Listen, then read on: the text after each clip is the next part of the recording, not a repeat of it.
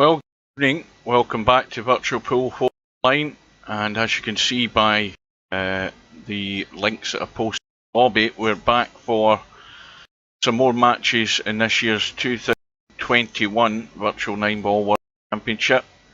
And today's match is in 5 minutes time, 5 minutes or so, between Larry and Potman. This is a second round match, 19, and then we've got one of the few first round matches left. The other ones that are left may well forfeit, and that is going to be Albinario against Bankster in an hour's time.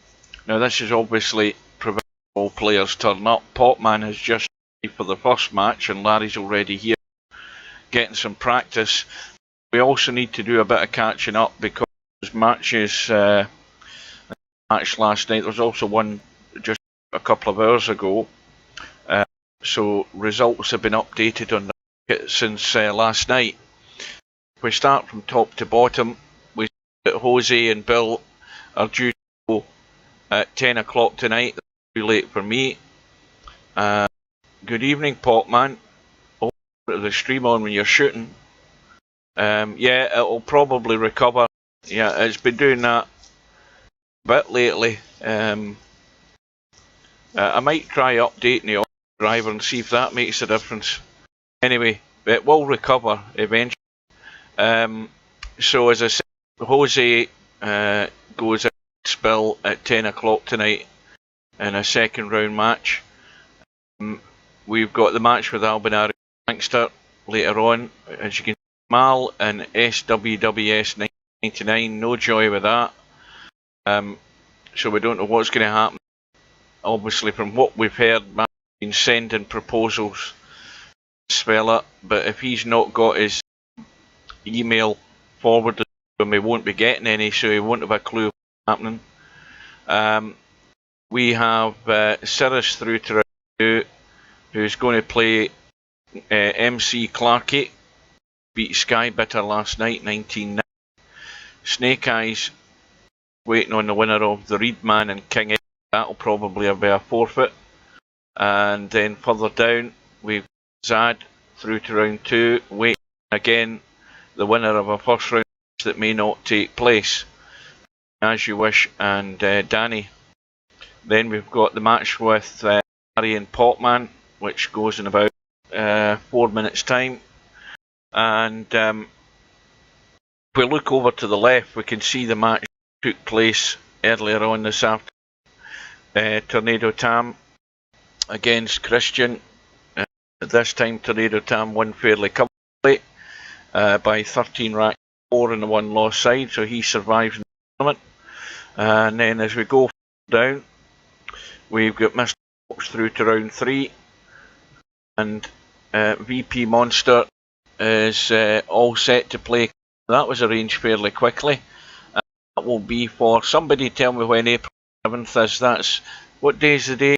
It's the 3rd, so Sunday's the 4th, Monday's the 5th, Tuesday's the 6th, Wednesday's the 7th, so on my day off, that's fine. So we'll have that match with Cobra and VP Monster. And I think as we go further down, we've got another match, LS, who hasn't been able to get a hold of Circuitry, who has been in the lobby once or twice. I've seen him, but other than that I haven't seen him since. We've got Tommy, the winner of that match, or whoever gets it, whatever happens. We've got Ed to play Linus round 2, and you can see Stubb comfortably through last night against Tornado Tam. And then of course we had a match hours of the morning, and Interchange X was to play Mark Sharp. Now what I don't know there is whether neither of them turned up and one was automatically advanced, or if Interchange turned up and Mark Sharp didn't show. So we don't know what the outcome of that is. Whoever was up late last night can maybe find it. And then further down, we've got Mooncake Wait is going to play Interchange X. Now there's going to be a big time zone for that match, obviously. I think where's Mooncake from? Is he Dutch? Or whatever, I can't remember. Somebody remind me about that one. Then Spectre Dawn, Sergresh, and Zwiley has arranged her for about a week's time against Big. And down we've got One Pocket Slim against Shooters Pro. In 2 we've got Super Noob against Jug Eye Bob. Is it? We've got a one-loss side match between Eloquenti and Velandern. That's for tomorrow at 9 PM. And that's too late for me. And I think that is about it. We'll get Mr. Strocom, I think I said that one. That's tonight at 9. So there's 2 matches tomorrow night at 9. Bennies want to watch them. In fact, there's 2 matches tomorrow night at 9. There you go. All in the one loss. So you've got 3 matches to choose. I won't be choosing any because it's too late for me. And good luck to them. Anyway, with all of that, the room will be going up any second. And of course, this is Larry's chance also to get back to the top of the leaderboard for that extra 1,000 viewers.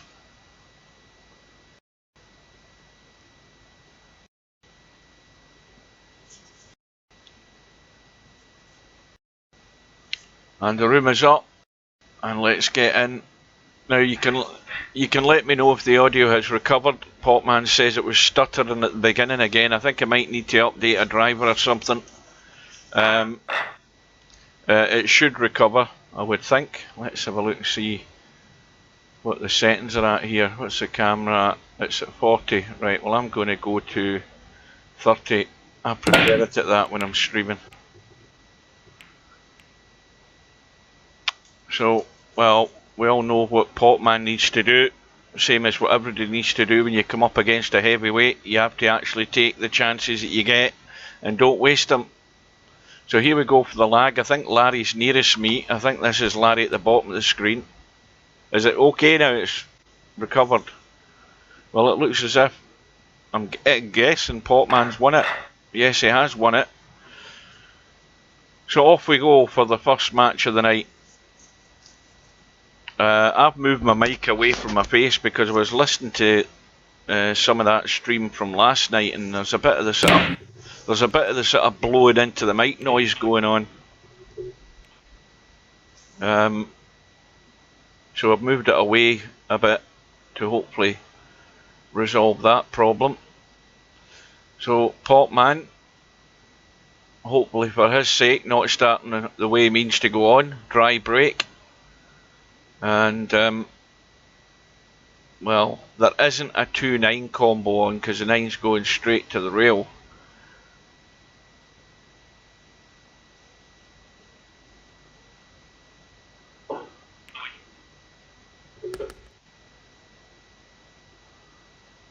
Now, what's Larry going to do? Try and drop in behind the 9.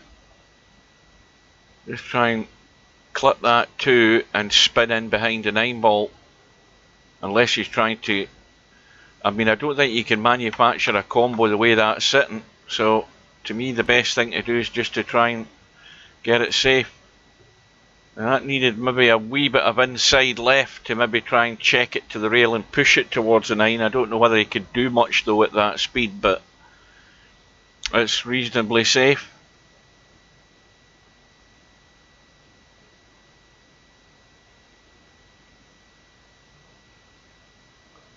And I'll do a quick check for my little doodle, see it's working okay.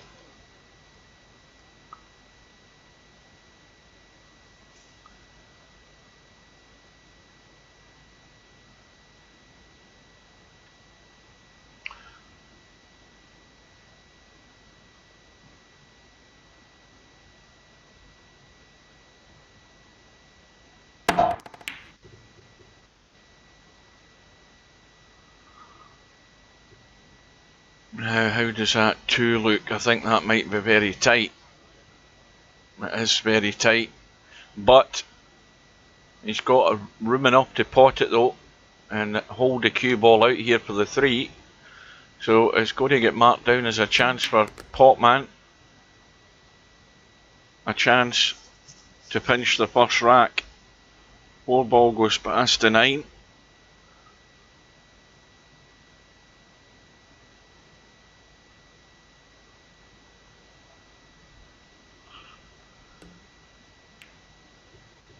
And he's hung the 3. That's what I'm saying, you just cannot, you can't waste your chances. You have to take them. Every one of them's vital. And in the longer context of the match.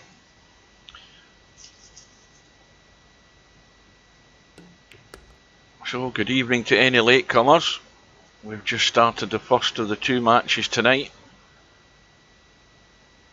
We've got one of the other strong contenders for the title, Albinario, for his first match in this year's tournament. That's going to be in an hour's time.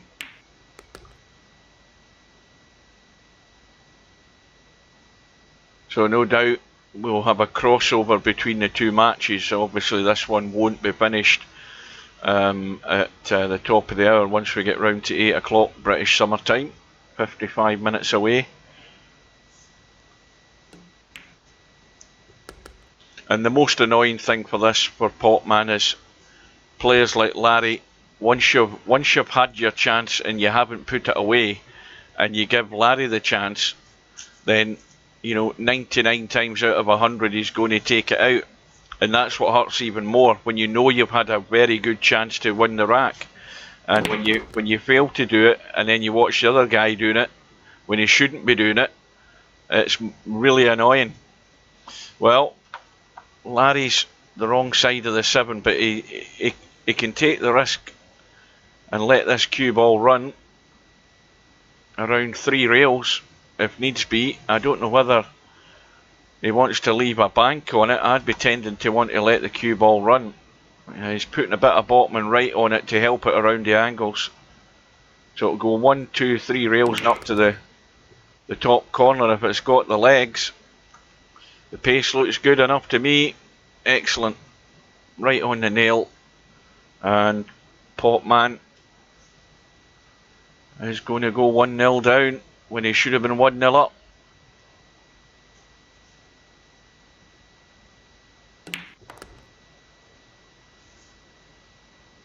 I've got my little clicker here. You know the little handheld things that bouncers have at doors, so they can do a head count. I'm going to mark that down as a chance missed for Potman. That's 1. And Larry breaking off in rack number 2. Gets a ball in the break. And as I mentioned last night, Larry breaks and has been breaking exactly the same for 20 years at this game. Cue ball, if he gets it right, the cue ball's always going to the top end of the table away from the pack. And this has worked out perfect in terms of potting a ball. The 8 ball's gone. He's landed on the 1. And that 5 ball has just caused a slight problem. Now, let's look at the angle again. I think, I don't know whether he wants to try and draw off this 2 or let it run.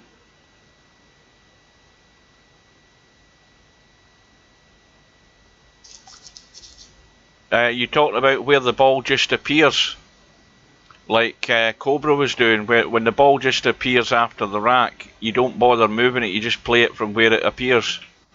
See, Larry's played a bit of drag there just to avoid, because if he'd let that run, the line wasn't that good, and he did the right thing to actually just draw it so it come off that bottom rail, and that keeps him in shape.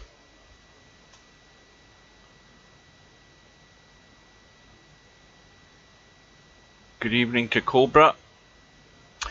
Just a word, Cobra, I've taken care of the little problem that we had.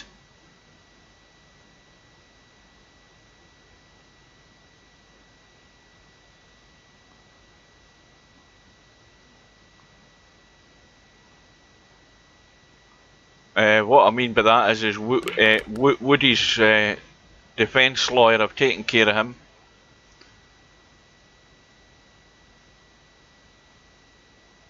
So this is Larry looking to chase down Stubb on the top 10 leaderboard for the runs, the Racks Ran, or the Racks Run. What's the correct English for that? Racks Ran, Racks Run.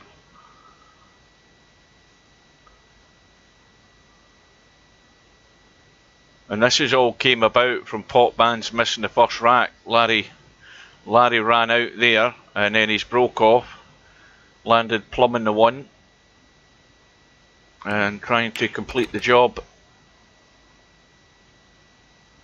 And again, Larry's got the pace okay so far.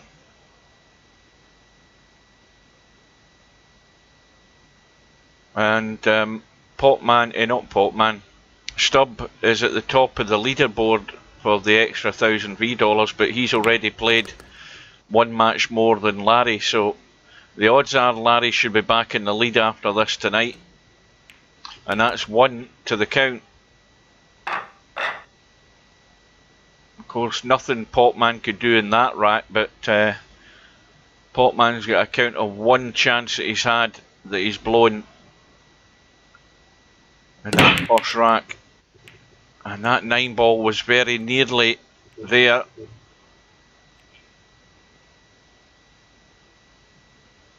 Oh, he's no, he's more than muted.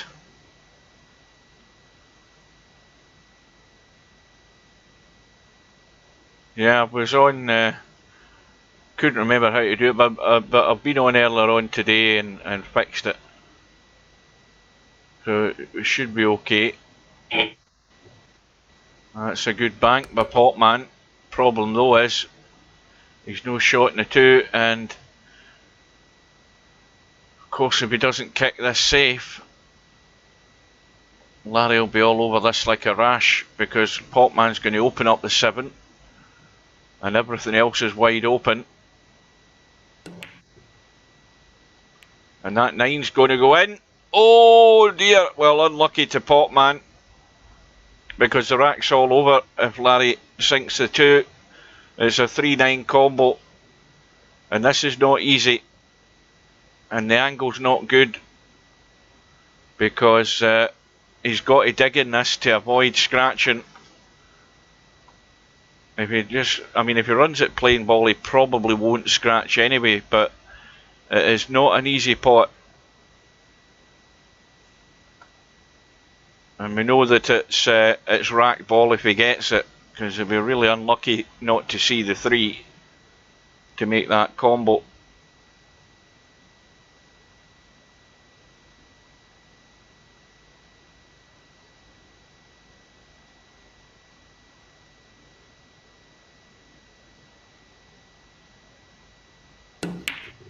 Well, Larry's went for the opposite corner pocket. I thought he was going to... I think Larry took it in that one because he was worried about the line it was taken. So, has Larry got away with it though? Yes, he has. Now, the cross bank is what Potman should be having a go at. Full-blooded. If it doesn't go first time, it will go back across into the other corner. He has to go for it. It's going to miss the 8.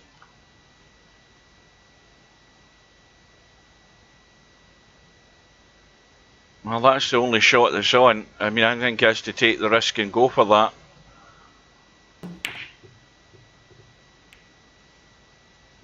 And he might get lucky. And he has done. That's the little lucky break you need. And Larry, I don't think has got a good... I think that middle pocket's in the way, maybe.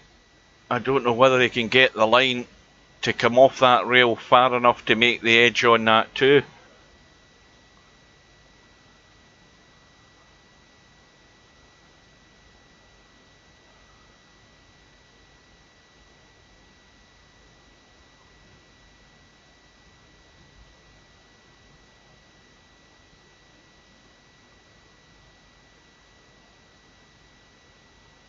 Let's see whether he can get there. No, I didn't think. I think the middle pocket was in the way, and so Potman. Well, we know what obviously has to happen here.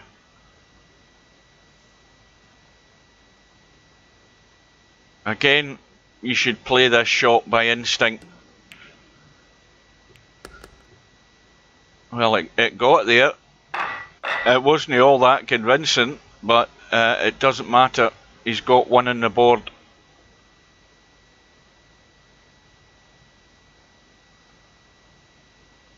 And it's all about Potman staying with Larry for as long as he can, as deep as he can into the match. And we've lost the 2 in the break. Well, this is not an easy shot. The 1 isn't easy, but look where the 3 is. It's right behind the cue ball on the top rail, or the bottom rail as Potman plays it. So this is a toughie.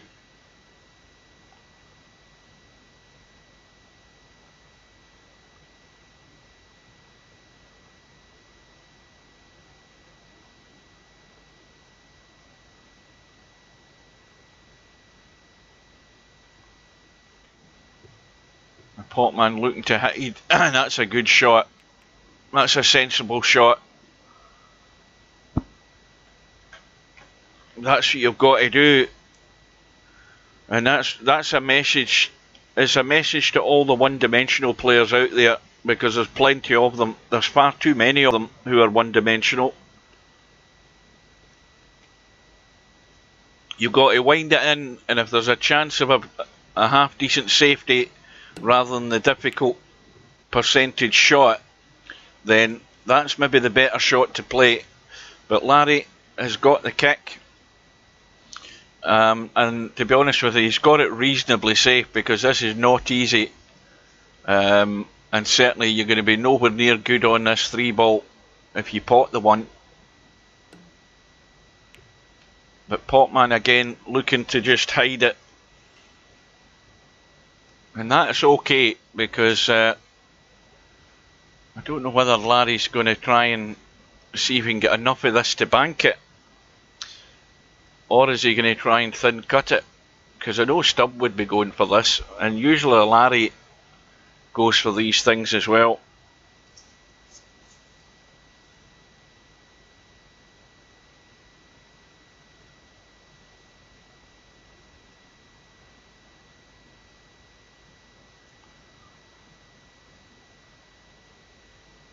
I honestly don't know how good Larry's going to be in this 3. He's going to be blocked out on it. That's how he's going to be.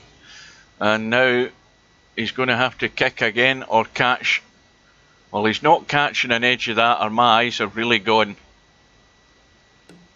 Well, my eyes have gone. I would never have hit that 3. Oh, he's played a good shot though. He's played a good one.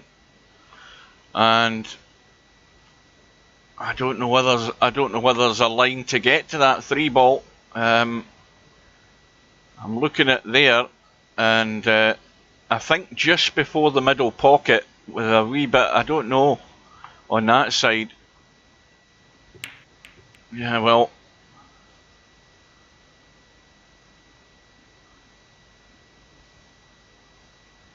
I don't know whether the line was actually there, or whether the middle pocket was getting in the way again. But anyway, Larry's got ball in hand, but we can see that Potman has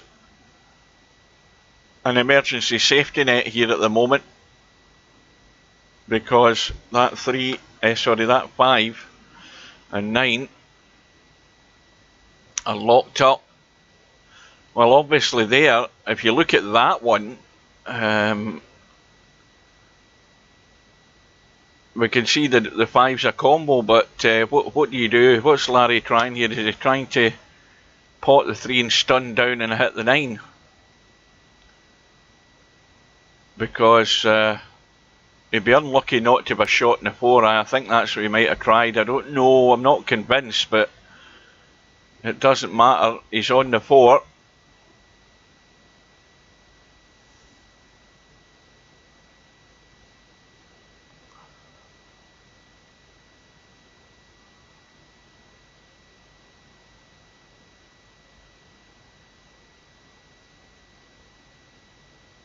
Who's Peg Leg TV?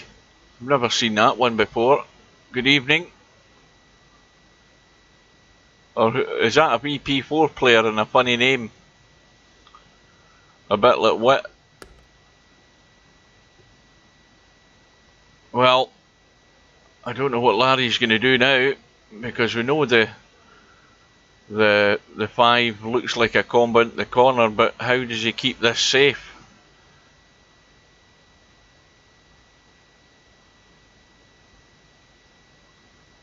He pushes it to the side rail. He's caught the 9. I don't know whether he intended that, but this is going to go down as another chance for Potman to square the match. And this is similar to the 3 ball that he had up to the top left-hand corner. It's fairly similar.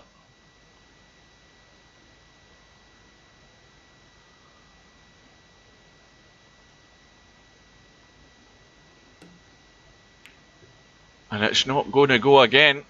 And that's another one going in the clicker. That's 2. These important first shots to get you in control, you've got to get them, because the top guys do get them and they run out.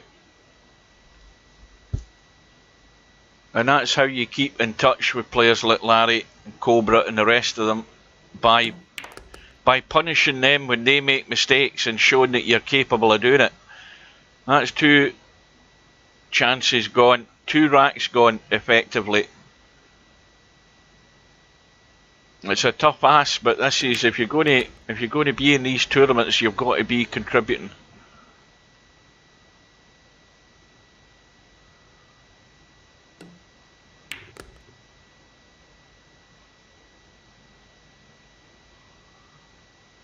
You can't aim for shit.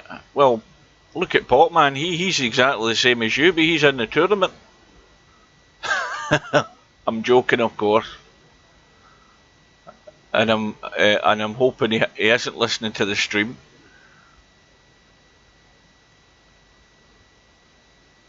But once again, it's going to be deja vu.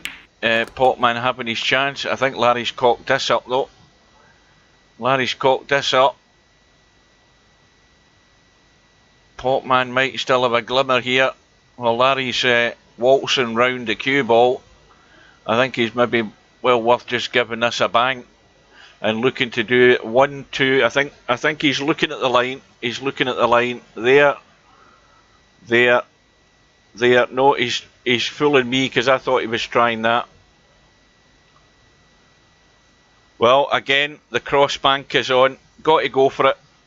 It looks good. It looks an excellent cross double. As long as you can get the cue ball out of the way, that 9 goes to the rail and goes in there. And if it doesn't, it goes there and it goes in there. And you've got to hit it. Well, he's went all out for the cut. Commentators got it wrong that time. What an excellent shot by Potman. Brave one. And he knew he had to get it. And it was a good shot. Well, I chicken out and go for the crossbank with that one, simply because you get 2 goals. You get 2 goals at getting in a hole. I hedge my bets. I don't rely on the cut down the rail. But it was an important one. Now, what does Potman do here? Does he have a pop at the 1-9? Where are you messaging him? Have you got him on Facebook? I wouldn't message him in one of his videos, because he probably doesn't check them. He probably looks at them once in a fortnight. And by the time he has checked it, the bloody... I mean, it's not Mal's problem. As far as we're aware, with Mal trying to PM me when I was streaming a few nights ago, his concern was the fact that he had been sending out emails. So Mal's through anyway if it doesn't go ahead, as far as I can see. He's been sending emails to the guy, according to Mal, and Tin will be able to confirm that. And if the other guy's not responded, it's probably because he's not got notifications on for emails to be forwarded to an email address or whatever it is, and that's why he doesn't know. Oh, I recognise that name. Yeah, but I haven't seen it around for a while. So Larry back at the table. Well, this match is just into rack 5 and we're already 25 minutes gone.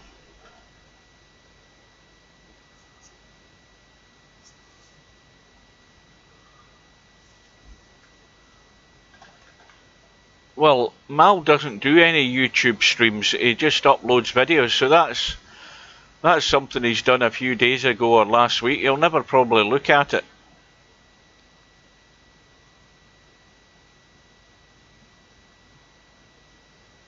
You're probably better sending him a message through the email on by sending a message via VP4. I get all my stuff comes through in my Hotmail account because that's the one I registered with VP4.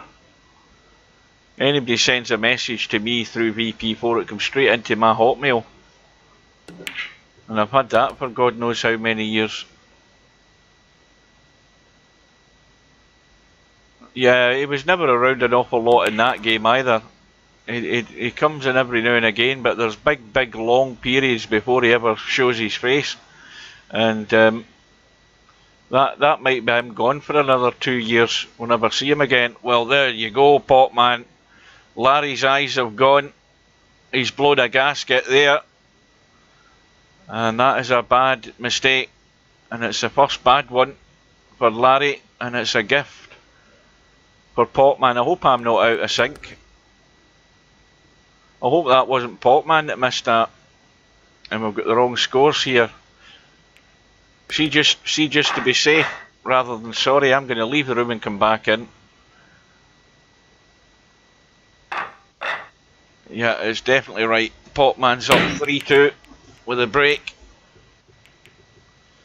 And once again, what's Potman doing? Is he breaking from where it appears? I never even looked.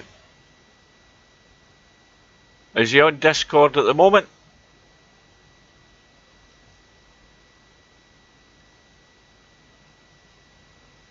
I'll need to look at the next time Potman breaks. Larry jumping, escaping and potting the one. And can he see enough of this too? Yes, he can, but he's going to have to get clever here and either leave a high cut in the 3. I don't think he's got much of an option because there's too much traffic down here and blocking balls to try and get on the potting side of the 3 from there, but from the middle of the table he would leave a bedhead cut. This is a toughie. Well, he's gone all out for the dig, but you see the obvious thing that was going to happen there, he was going to end up covered by something. And he couldn't get on the 3 anyway, so he would have just had to kick out. But Potman has got just as much trouble now. Why not skim past the left side, the right side of that 5? I think he can clip that too. Might not be able to pot it, but I think he could have spun it. Just squeezed it past the 5 and clipped the 2. Again, I don't think he actually took time there just to study the situation.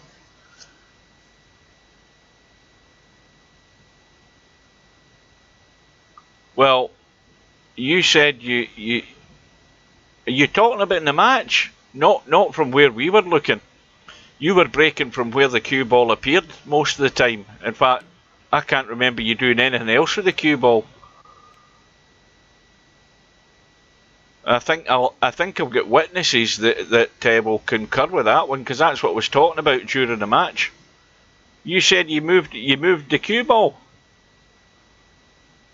I don't think you did.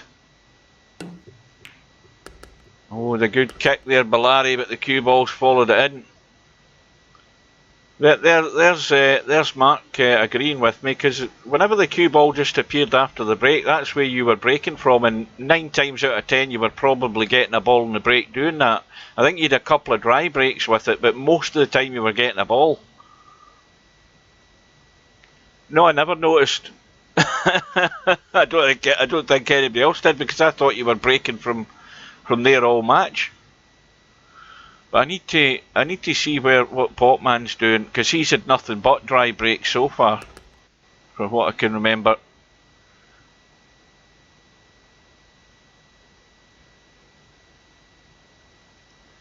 But you know, this is a chance, but it's again a difficult one to get good in the 6, provided he pots this 4 and 5.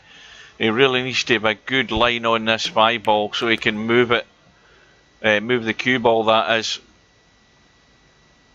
And the angle he wants to take is actually off the rail and spinning towards that 8 ball slightly. He might miss it, but he might also clip it, which would scupper his chances. I think he's, in fact, even when I look at it here, it's too thin. Oh, he's managed to get it. And that's not bad at all. A lot better than... See, when you're looking at it from this end, you've got to get right down to look at it, because as soon as you get down to look at the shot from this side, it looks a lot better than what it does from one end of the table. And I think he can miss the 9. Yeah, needs to bounce though. He doesn't want to be leaving himself these awkward angles. No, Mal's never online.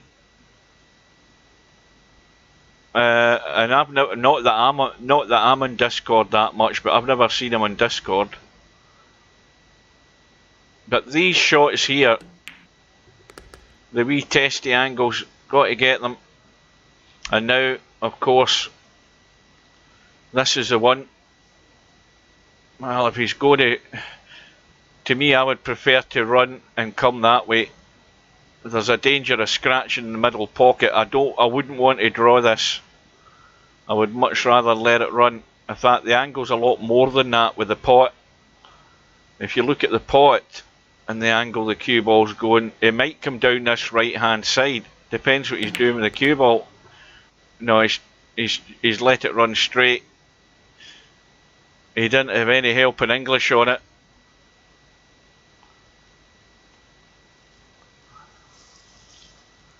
What happens if his opponent turns up? Well, they haven't set the match, so nobody's going to turn up.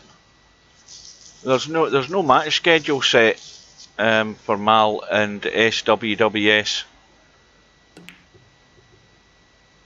Well, that's another one. Onto the clicker.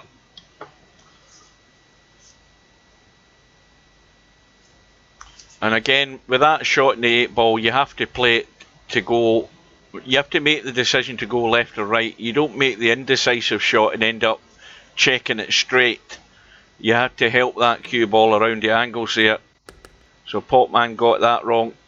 And you've got to, above all, you've got to play those shots with confidence. And there was not an awful lot in that shot that sort of made you think a confident shot. And once again, Larry's got the break, but he's been kicked in again. And once again, it's ball in hand for Potman. Now, how does he get this out? I mean, well, let's look at this. He pots the 1, and he pots the 2. He pots the 3, cue ball goes there, comes back up for the 4. He comes up here for the 5. And, well, he hopes he gets really lucky and drops down there for the 6. And then he plays a combo. That would be the ideal run out there. or he could finish there from the 5 and play the cut on the 9, the 6 and 9.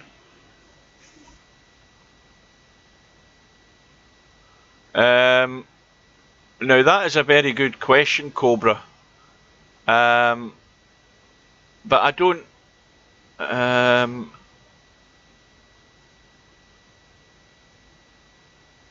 I don't think that option's not. Is that option there when you're sending proposal in an NRT? I don't think so. Not that I've sent any, so I wouldn't know. I thought you just sent 3 different times. I don't think it ever gives you an option of play now. I think you're mixing that up with ladder matches, Cobra. You sure? You do? I thought that was ladder matches. Well, that's weird. Well, that would be dirty tricks if ever I've seen one. Well,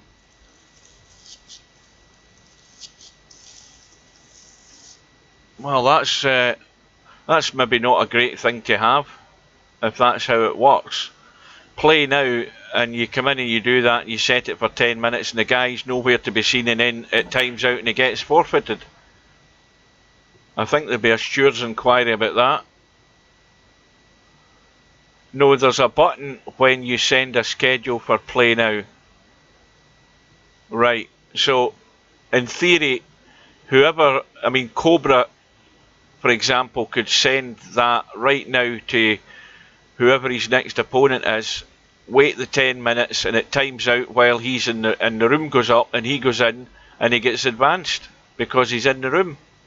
Oh, that's a bit dodgy, isn't it?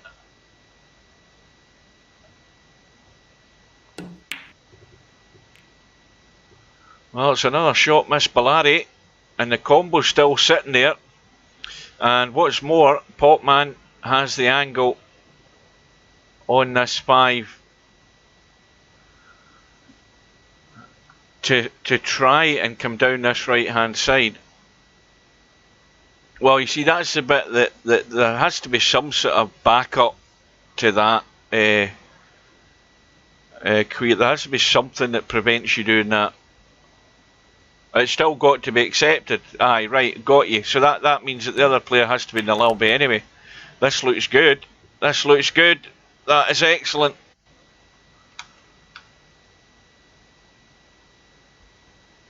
Could have done with missing the 7, but you'll take that every day. Well, as long as you get that thin, the 9's got to go in. Where's the cue ball going? He's okay.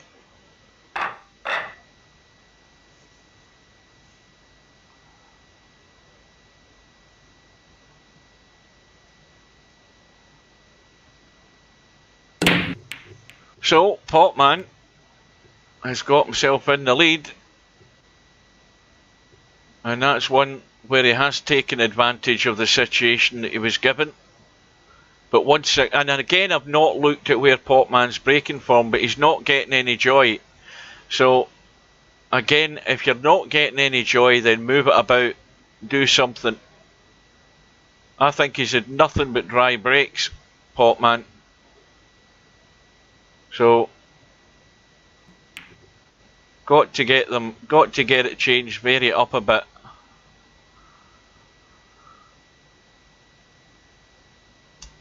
Good evening to MC Clarkey McClarkey.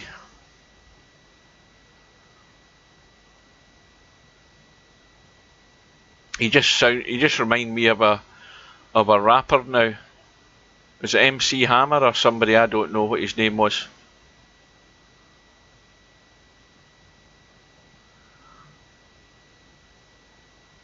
Well, where's the cue? Where's this 1 ball going to end up? Well, it's going to end up on for Larry. Potman missing the combo. Let's have a look at this up at the top end of the table here. Well, we can see the 4 goes if you can get somewhere down here on it. And that's going to be fairly difficult, bearing in mind where the 3 ball is. So this is a bit of a messy table.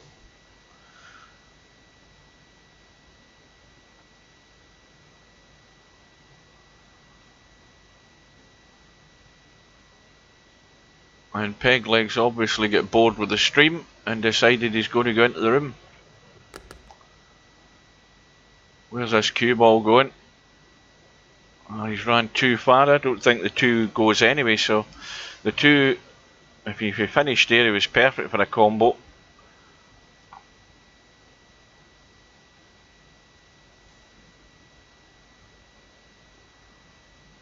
And we are 20 minutes away. Again, assuming that Albinario and his opponent turn up.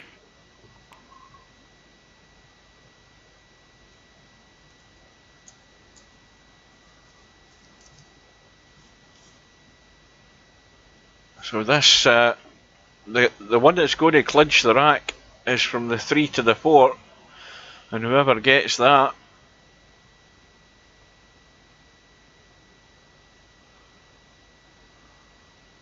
but that is a really tough proposition, potting the 3 and trying to get to the 4. Well, Potman's certainly not going to be doing that here. Maybe just a thin brush and try and hide behind the 8. Well, he's got it too thick for a start. Way too thick. You just need to scrape the paint off that ball and not move it at all. But when you think about it, the distance that Potman is looking at that ball, I mean, when Potman was playing that shot, he was playing it like this. So the 3 balls away in the distance when he's trying to catch the edge of it, no wonder he got it thick. And meanwhile, Larry's done his damnedest to try and get there, but that was so difficult. And now he's looking to kick it along the rail.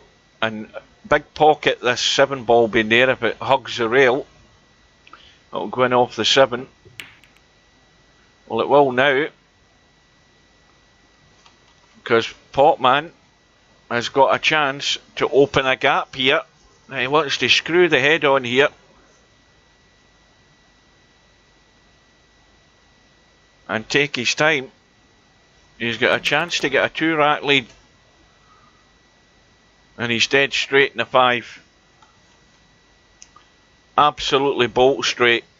Now, if you draw back plain ball, you might run into the 7. If you draw back with Potman right, you're going to kick.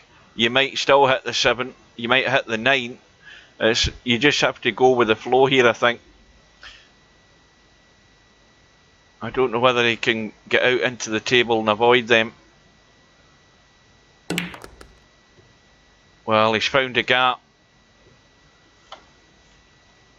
He's found a gap, but he's got the cut. And again, you've got to go for it 100%. Does he want to dig into this to draw away from these balls? Because if you do that, and you dig in, you draw it away like that, and come up the table, something like that. You know what I mean? I think he's getting it too thin though. Yeah. He's just brushed it. And I don't like that as a reverse bank. Now again, can he get this thin enough so he doesn't leave Larry the bank? Because if this comes off the rail, he'll leave Larry the bank.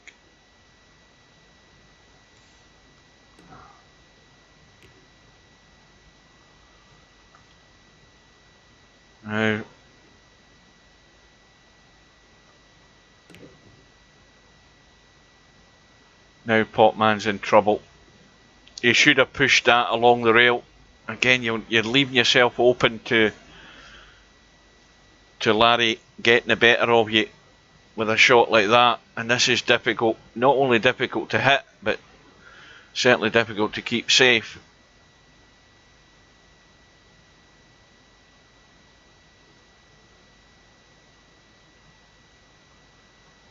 And nevertheless, it was still a good chance. I'm going to click that one. It was still a good chance for Potman to stretch the lead. And as it is now, Larry has his chance to square the match again. Well, this is a little push, a little punch forward and around the angles and out.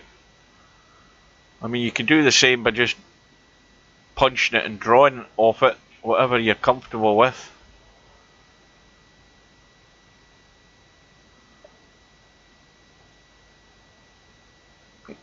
I've forgotten who's. Oh, it's Bankster, isn't it? That's who Albinario is playing.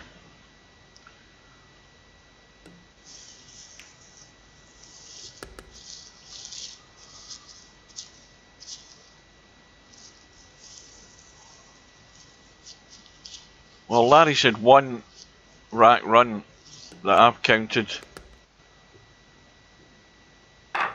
and not a lot since. He's had a couple of scratches.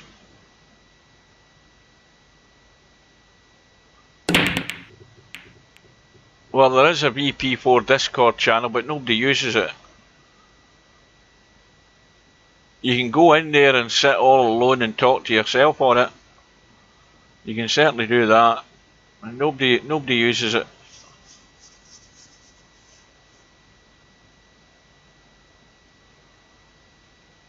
But as to where you find info for it, there isn't really any info. If you download the Discord app, how you find VP4 on it, nobody has a clue. I'm certainly not the one person to ask for advice about Discord, because even though I'm on it, I haven't a clue how it works. Well, Semi's been on it once or twice, yes. But again, when he's on it on his own usually. Unless the occasional person pops in, but it's not really been used. The only thing that was used fairly regularly, but it was only with a certain bunch of people, was TeamSpeak. When we had when it was Reggie Easy Game that had his TeamSpeak channel.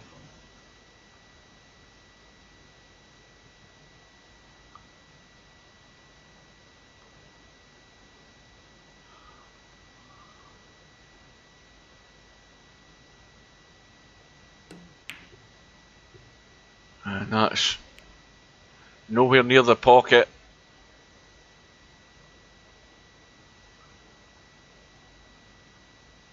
There's Larry lining up the bank.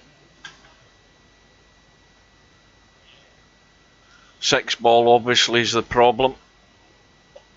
5 ball's not. Or is that the 3 ball? That's a 3 ball. What am I talking about? 5 balls out on the table. But again, Larry's getting the safety a wee bit better there.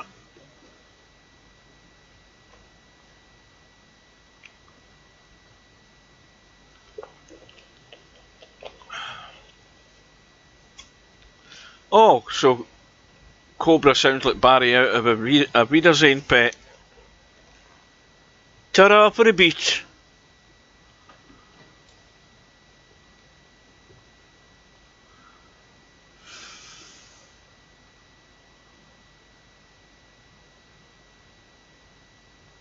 Well, Larry's got the reward for the good safety. Ball in hand, but with a problem to deal with. And again, there's nothing set for anything, so this has a very, very narrow window to come down this side for the 6. So the question is whether Larry is trying for that or whether he's going to try and open things up.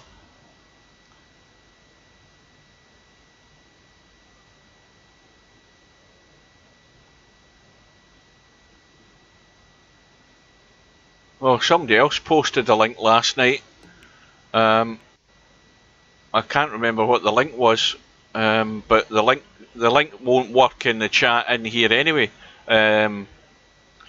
You'd probably be better actually posting it in the lobby in VP4. And even then, do you not need to be in the external browser rather than the internal one? Well, Potman locked up again. Well, of course, what Potman doesn't want to do is start banging balls around the table and opening up that what do you call it? That 6 and 9.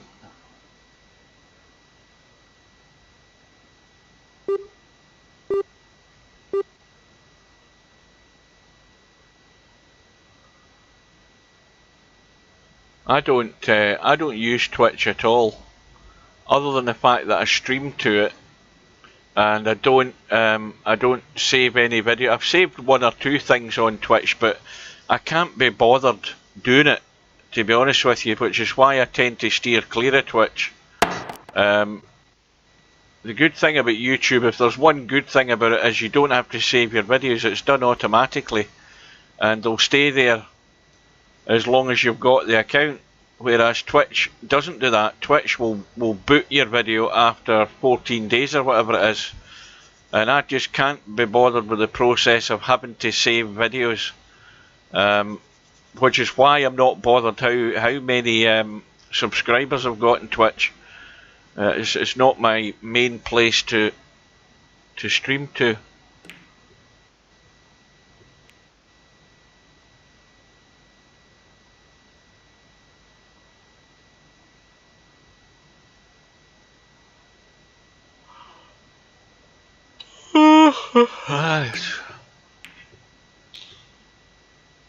That's a yawning started big time. Well, now we've got problems. Match is 4 racks all. We are 50 minutes into this match. We've only played 8 racks.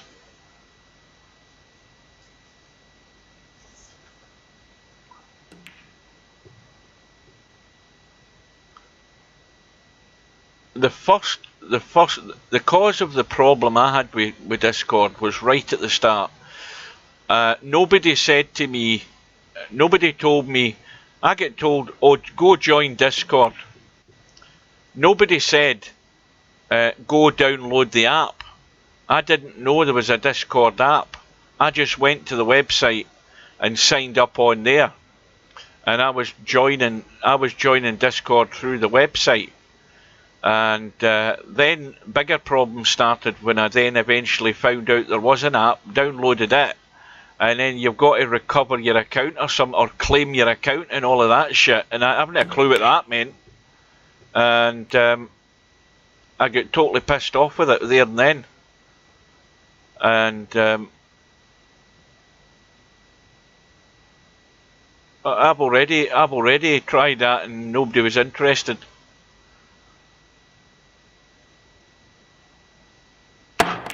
Mind you, I think the qualifications to be a co-commentator are quite strict.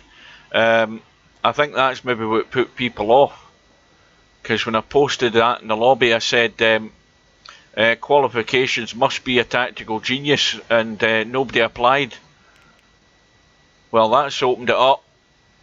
And Potman with a touch like a sledgehammer from 12 feet away has just opened the table up for Larry. That was a really poor shot. Really poor.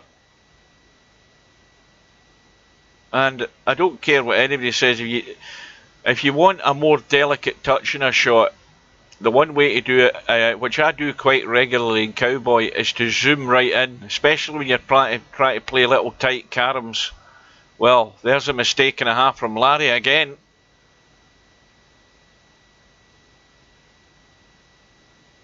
Well, the last co-commentator was a gatecrasher, Cobra, if you remember rightly.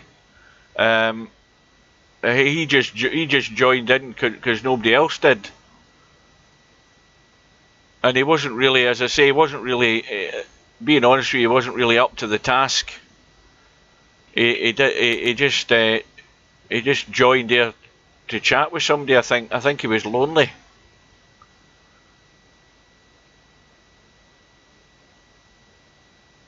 But that is a get out of jail card there for Potman, if ever you're going to get one. And if he cocks this up, he should be slapping himself around the back of the head, because he's opened those balls up there with a touch. Honestly, it is an awful touch, and Larry's missed a fairly straight in pot, and Potman's got the chance to pinch it back.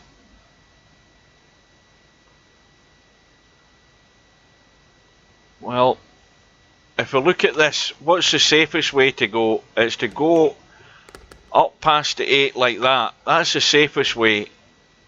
Okay, you're a bit further away, and in fact he's ended up dead straight, but I think the secret to that was not to try and do fancy things with the cue ball with spin and stuff like that. But he's going to have to play a good one here. He's trying to pinch a bit to get the cue ball out.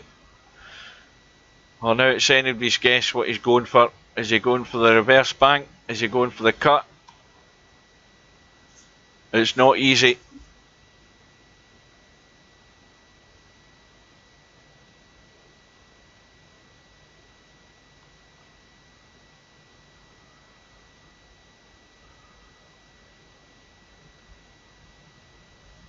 Well, the problem we also had when we had Potman on, when I was doing that testing thing, I found out that I didn't have my mic set up properly, and then I fixed that when I was on Discord, and that's not going to go because it's too hard. You've got to give it a chance to go. I hit it far too hard. The thing is Potman's listen. See, I listen to everything through my headphones. I don't have any. I mean, I've got speakers for my PC, but I haven't used them in 10 years. If you get the volume up and you're listening to it through speakers, that all comes through the feedback on Discord, which is no good when you're trying to do a commentary. What Potman was doing, he had the stream up and was watching the stream, but he had the volume up in the stream.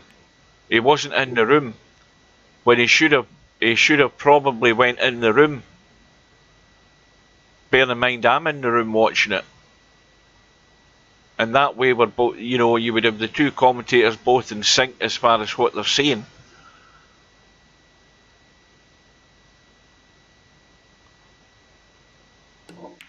Anyway, Larry has pinched back the lead. Potman's had his chances.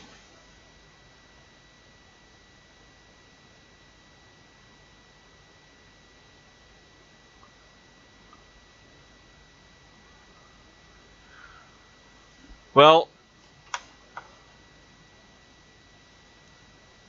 and he's given it the study for the combo in the 9 here.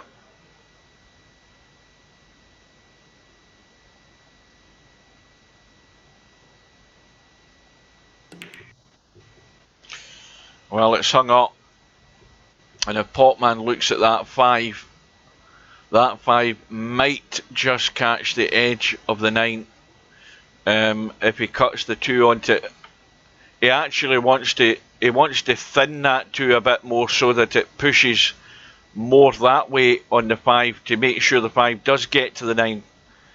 So in actual fact, he wants to get it wrong slightly on the 2, if you know what I mean. Because if he gets it perfect, that 5 might just not catch the 5 enough, the 9 enough. You see what I mean? He actually hit it too good, and now he needs to get lucky.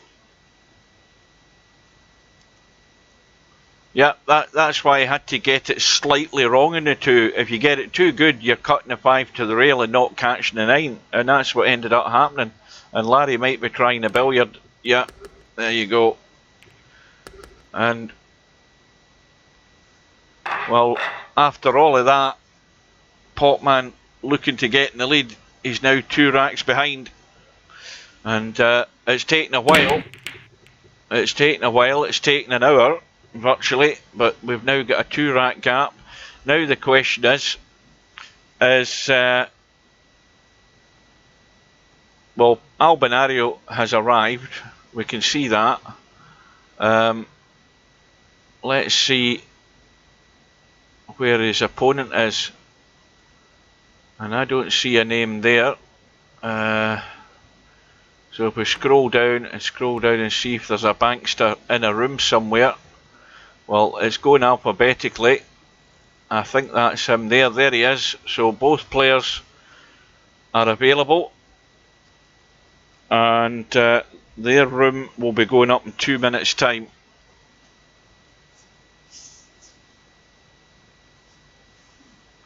So at least we've got the 2 matches in the schedule. In fact, there's more than these 2. Remember, there's one at 10 o'clock later on tonight, I think it is. But I'm afraid I will be long gone at that time. Oh, I'm looking forward to Wednesday morning. It's a bit like a Beatles song. Wednesday morning at 9 o'clock, I'm going to get my head shaved. I can't wait. I've never looked forward to a haircut as much as I've done in the last couple of weeks since I booked it. Yeah, I'm going to get skinned right down to the wood. Well, banksters get into the wrong room.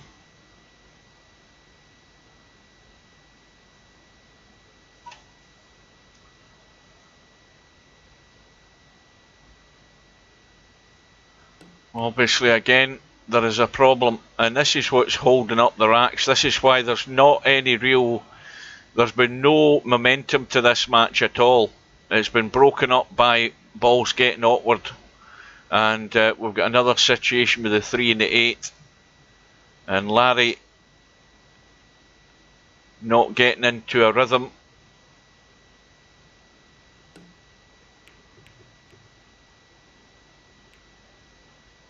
And as far as I recall, somebody will correct me on this, but Larry's had one run out that he can add to his tally, one definite one. As to whether he's had any other ones, I doubt it very much.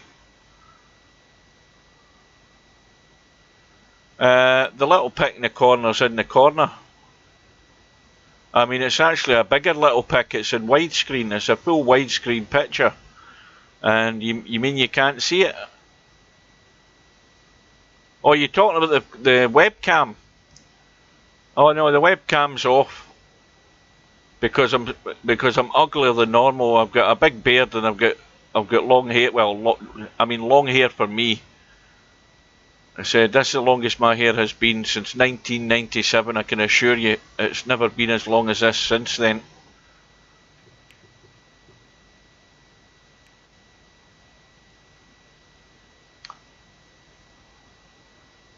Well, how's the situation changed now? We've got Potman at the table. He's got ball in hand. He's got an ugly setup here.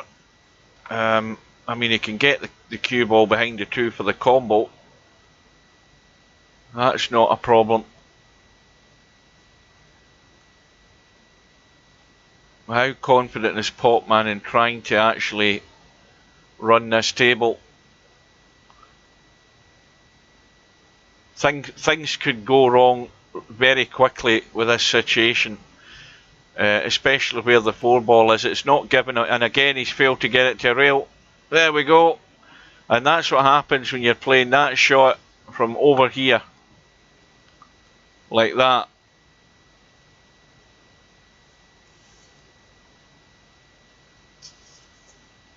So he's failed to get to the rail, and he's gifted Larry ball in hand. Well, I don't think that's made any major difference. The 6, I think, still goes. But again, Potman, that's another one that's going on to the count. That's a glaring error again. This is the one that can go wrong. And Larry's left himself 2 square in this 4. Potman might get another chance here, because that's not only a difficult pot, but it's difficult to judge that you're going to have a shot in this 5. I mean, there is the gap obviously, but there's things in the way here. This 7 and the 9, and that's what's happened. Not a difficult kick, but if Larry kicks on the underside of that 5 like that, the cue balls go in that direction into the hole.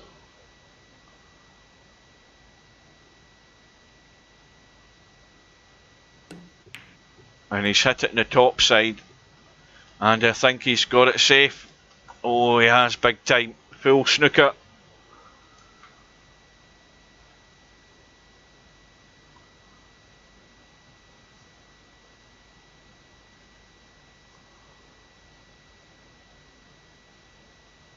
And good evening. Welcome to all the latecomers, and for the benefit of anybody who's joined this match, is a 2nd round match in this year's Virtual 9-Ball World Championship between Larry from the USA, Potman from England, and we've got another match that has just started, at least I hope it has, between Albinario and Larry gets, Potman, sorry, gets the kick. How's his luck? He's going to end up hooked in the 6, out with the jump stick. And Albinario is playing Bankster. Albinario from Sweden, and somebody can remind me where Bankster's from. But their match has just got underway. And this match has taken an awful lot longer. Just to 10 racks. How many racks has played? Yep, 10 in an hour and 5 minutes. But it's just in the last few racks now with a Q8 flag. And the last few racks, Larry's now opened this gap and threatening to stretch it to 3. And that may be it. He might just pull away. But I've got a counter here that says that Potman should have had 5 more racks in this match had he taken his chances. And that's probably been generous, but I've counted 5 where he's, especially that last one where he didn't get to the rail. And you could add 5 more racks onto Potman's score. But now that Larry's got the gap, he's got control of the table again. He needs to get the break working, so Larry's not breaking from where it is. He'll bring the cue ball back up to the top of the table, as he usually does. And something dropped in somewhere, but I never seen it. 2 balls gone. Now this is just crying out for a thin safety, this 1 ball. Down the table, use the 6, the 8 and the 4 for cover. Well, he's went inside to try and use a 7. Has he got there? Not quite.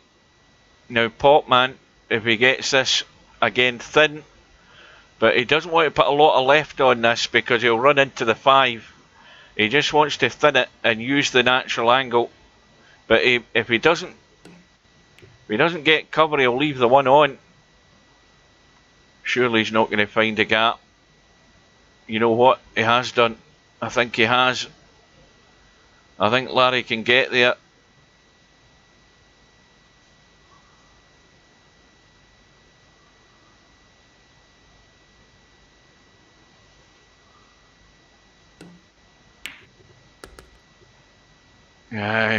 He'd very little angle to do anything with the cue ball, and he's now corner hooked.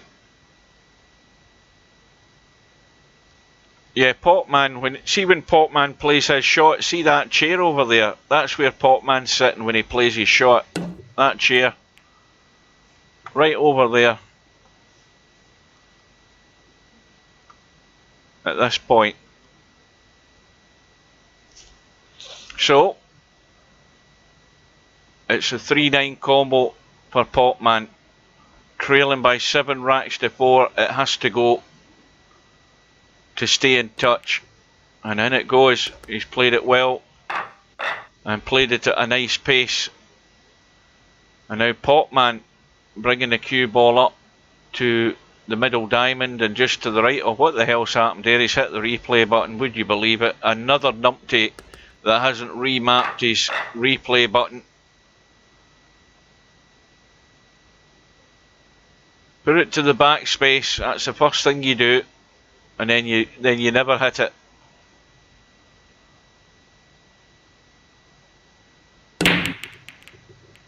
He's got the break. I don't think he's getting any luck again. Absolutely not a sniff of a ball.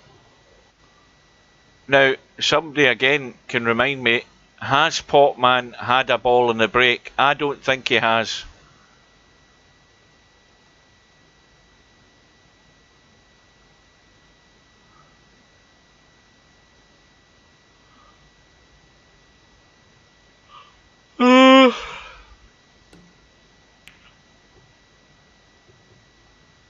That was always going a wee bit wide.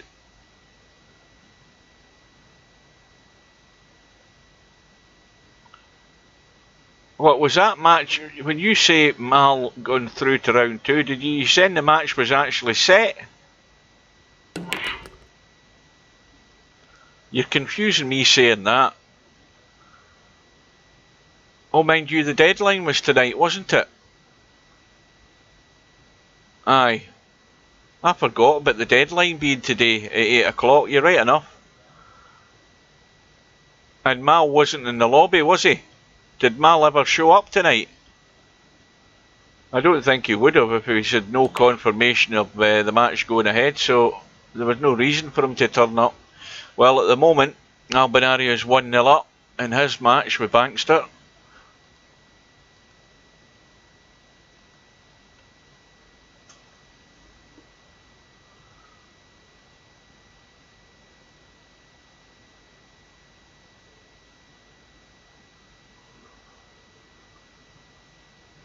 Larry trying to hit this hard.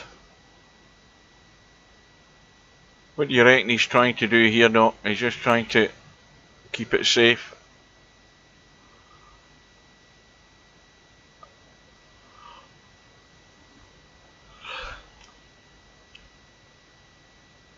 Well, Potman can push this 2 through and still go behind the 4.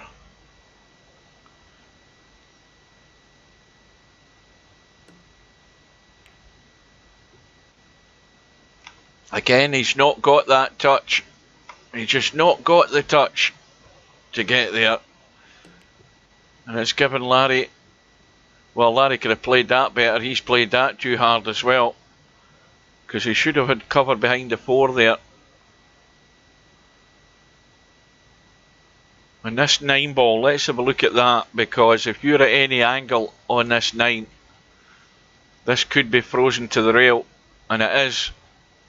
And this is not going to be an easy 9 ball. If you're up here and cutting that in, you've got to get it good for it to stay on the rail.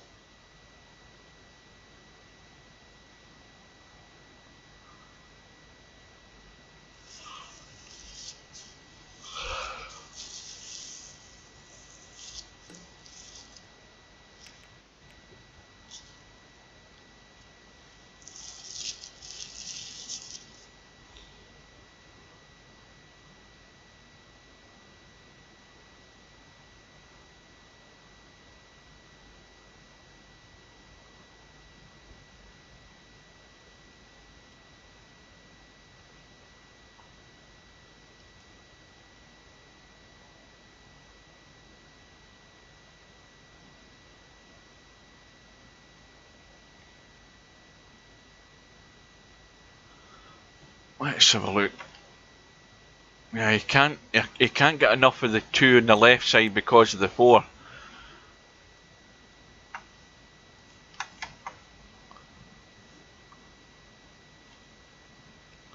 Well, Larry can push this past the middle pocket and he'll be perfectly safe. He won't leave anything on, you know, unless he pushed it too close to the 3. But again, he's got cover behind the 4. Although this is certainly inviting a jump for Potman.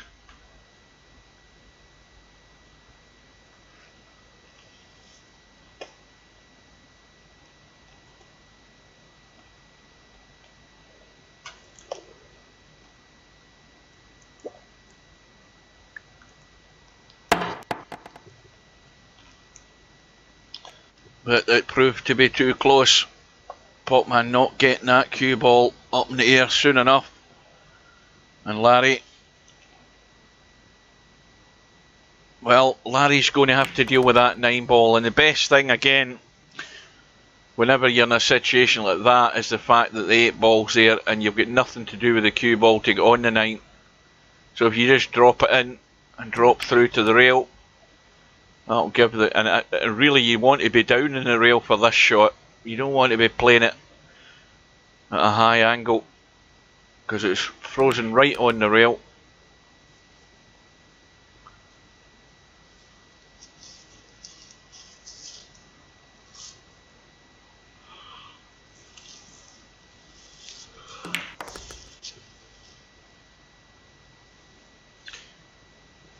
Well, he's got to... He can baby this in and come halfway out into the table.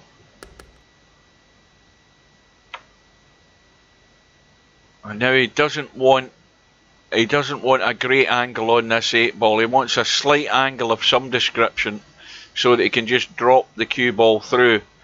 The last thing he wants is dead straight, if he can help it. Let's have a look. See, that's fine. He can just drop straight through to the rail. And that just simplifies the shot, because I'm sure he's had a look at this 9 and seen how tight it is. It's right on the rail.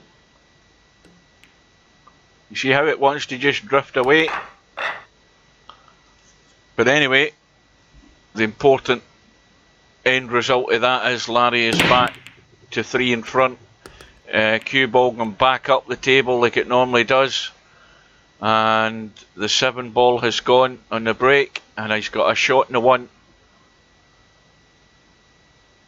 But this match has been, I mean, I never saw Larry's first match, but he obviously got into a rhythm at some point during that match. He ran 3 racks, and then he ran 9 in, 9 in total. So there was a lot more of a consistency and a flow about that match for Larry, but there's been nothing like that in this one. It's all been broken up by balls just getting awkward. Larry has had 1 run out from the break. That'll certainly go on to that tally. But as I say, from that one he's had not much else. But he's got a good chance at the moment for this one. Now he wants to get right over here. So it's around and out to there for this 4.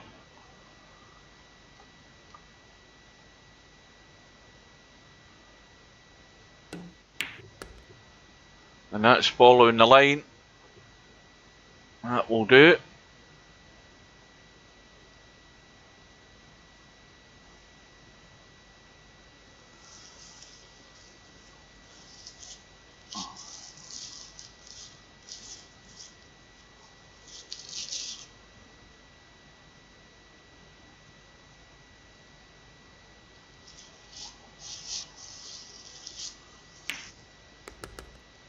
Well, I think it'd be a very close match. It's when you get 2 good players together. Generally speaking, it's just that, you know, that bit of bad luck or good luck that can affect at the end of the day whether the break's working, and more importantly whether you're running out when you are getting balls in the break. And all of that's down to luck at the end of the day, whether you're going to be lying in shape in a shot.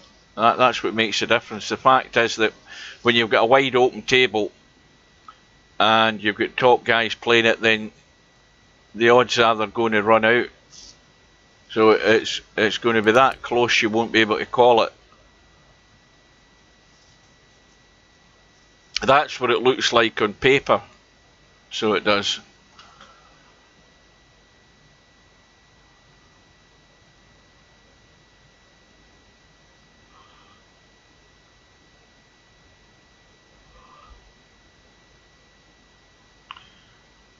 But if Larry takes this out, then the danger signs are there. It's been slow.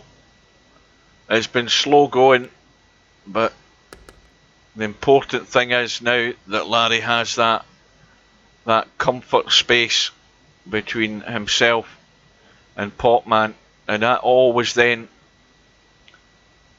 puts the onus on Potman to maybe stick his neck out a wee bit further than they probably should do on certain chances he might be getting, and that'll just play into Larry's hands.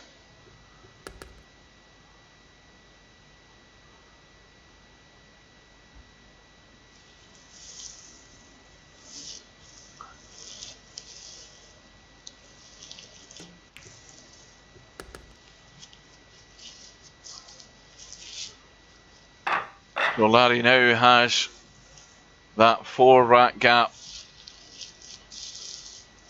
which again, it just means Potman has to deliver when the chance is there. Well, Larry's break It's dry again, but this is not a particularly easy starter. Cue ball running into the 5 or running into the 9.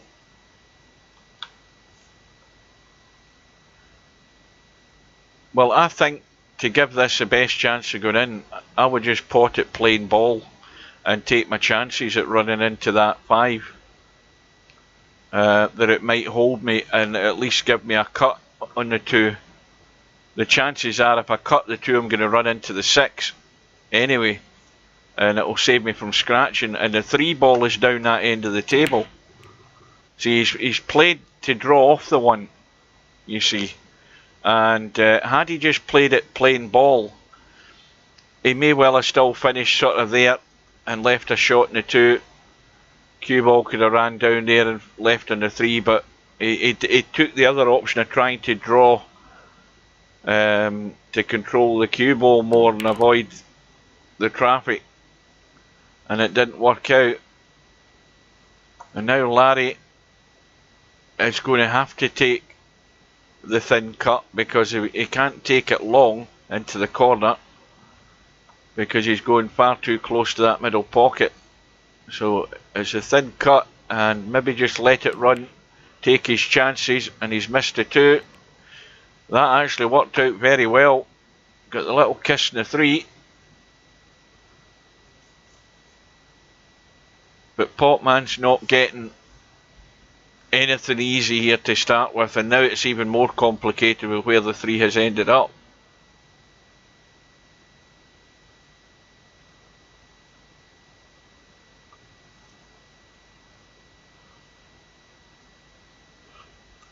Well, that's where Mal gets his kick. He's been getting his kick in that for 7 years, playing the offline career thing.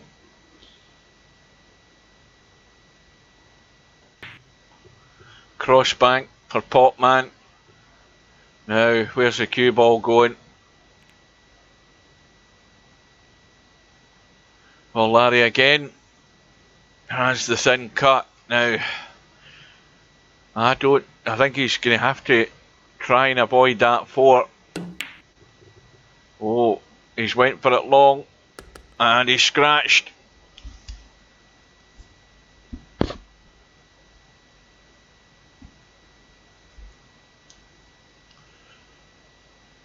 Well, Potman's got to get up there with the cue ball and use the angle to bring it back up. So he's just going to chip it in.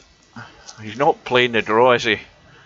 It'd be far better just cutting it in and letting the cue ball come up. He's going to play the draw. And he's drawing into a narrow window, and if it runs into the 7 like that, he's going to have nothing.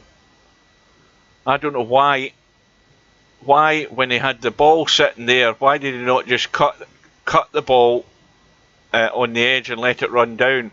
Or let it run down that way. This business of drawing for position is never a great idea. It's fine if you're drawn into a big area and there's nothing else to get in your way, but I don't think it's the best idea to be playing that way for position. And well, Larry is now just trying to come back over the table here to leave the 5-9.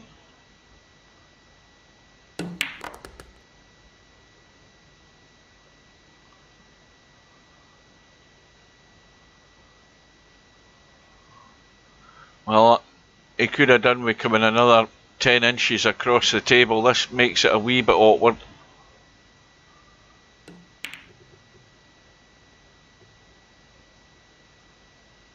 You thought he had more control by playing the draw in that shot.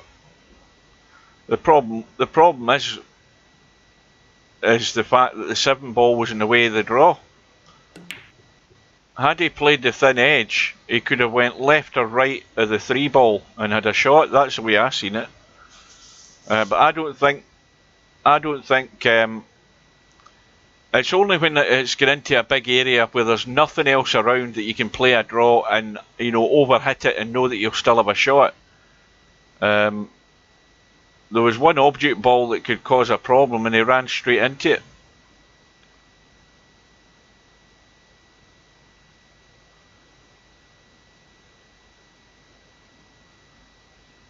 Well, the combo has been missed. The 9 ball is hanging. And what does Potman do?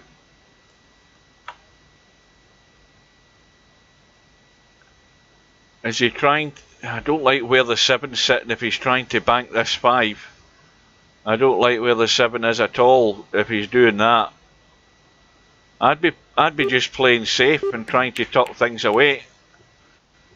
And he's ended up scratching. And it's all ended up in a disaster.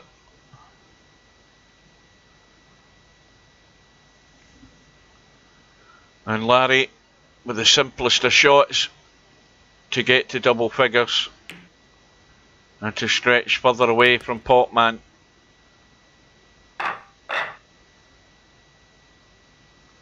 So Larry's break to bring the cue ball back towards the top end of the table. But the break is not working, and the break is dry. And it's not working for Potman either because he's got no shot. So, just to push out.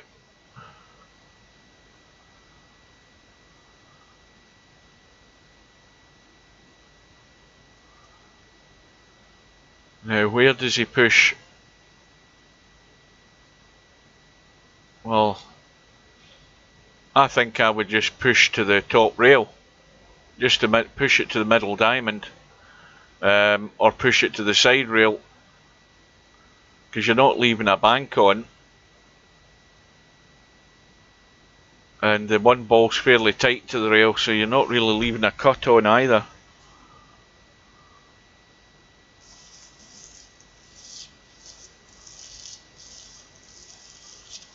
Quick look at the bracket while they're messing about here. We can see that Albinario and Bankster are all square, 3 racks all. And they've been playing for almost half an hour. And Potman, well, if Larry's straight on that 1, he's going to bury Potman here. Larry's going to nail him onto the 9 and have him in trouble. That's not a great deal of trouble though. He's certainly going to easily hit it. And he could get lucky. Now I don't necessarily, well, I like that line better. I don't like that line. I think he's going too, oh well, he is gone. Ah, he's really have gone bad.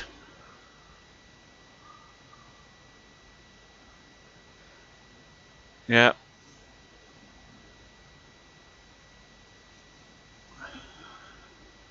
If Potman's going to get into this now, he's going to need the assistance of Larry, I'm afraid. He's going to need some more errors. And more than that, he's going to have to take the chances if he does get them.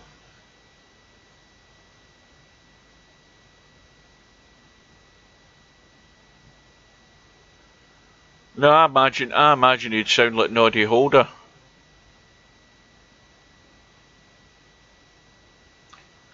He'd sound like a member out of Slade.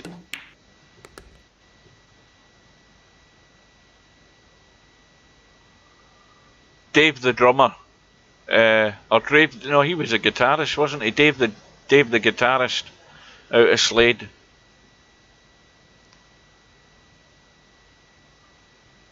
Or Ozzy Osbourne.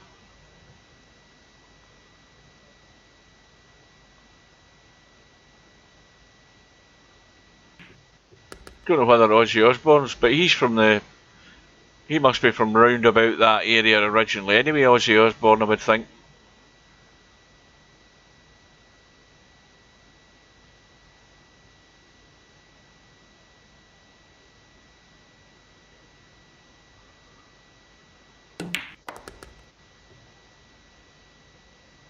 Now, where's the Black Country?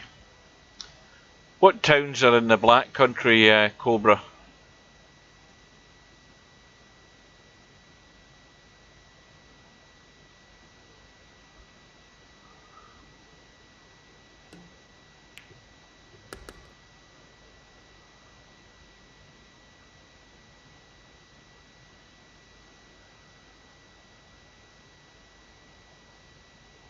Jasper Carrot. There's another one.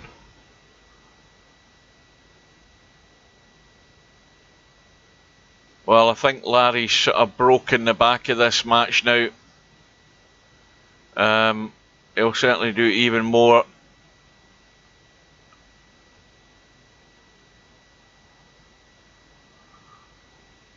Dudley. That's where Lenny Henry's from. Lenny Henry's from Dudley.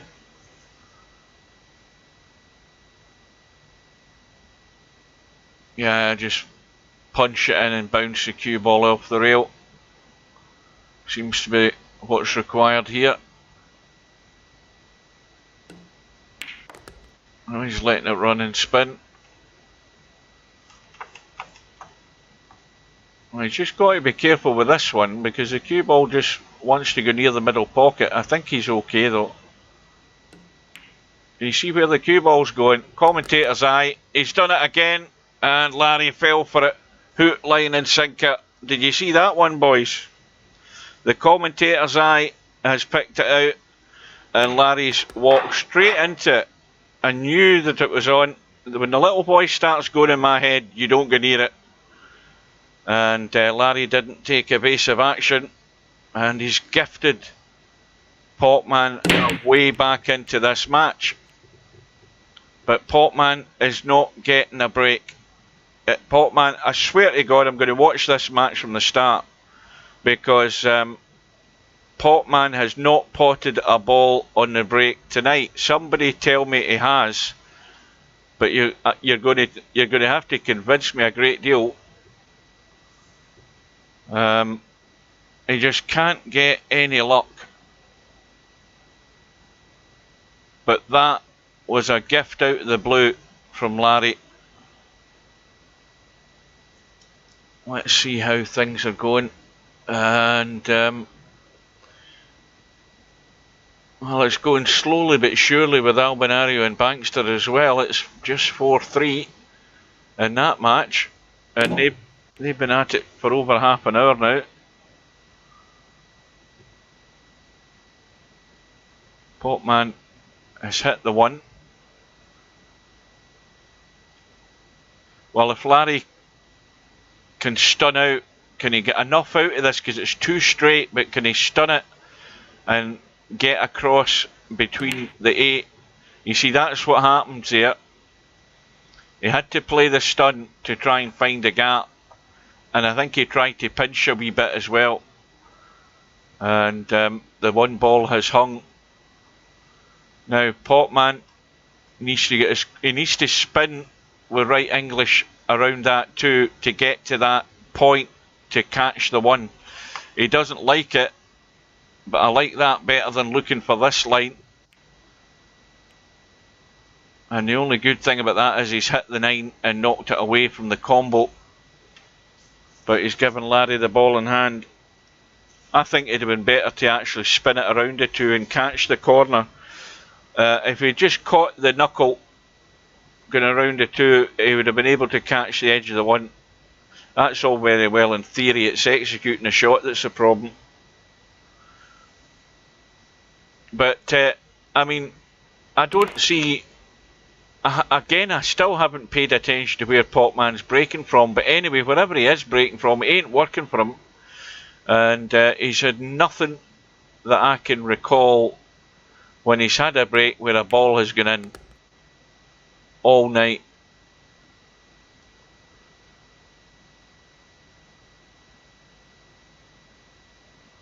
But Larry's going to have to try and use countermeasures here, considering what he's done the last, and he's punched that to the rail too soon.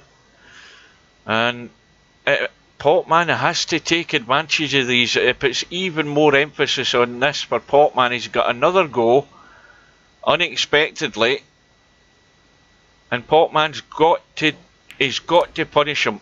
This is a must rack for Potman. Now that's 7 ball.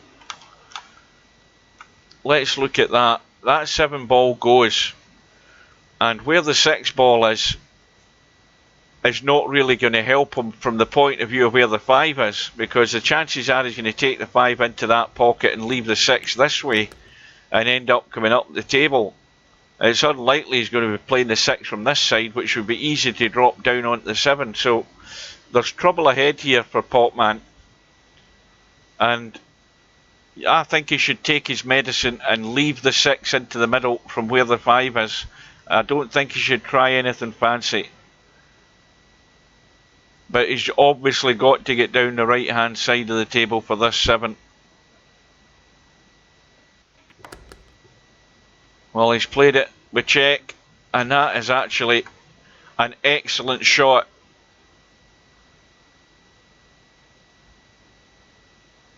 This is an excellent chance for Potman, and he's got to, he can run it plain ball. Let's see what happens if he runs it plain ball.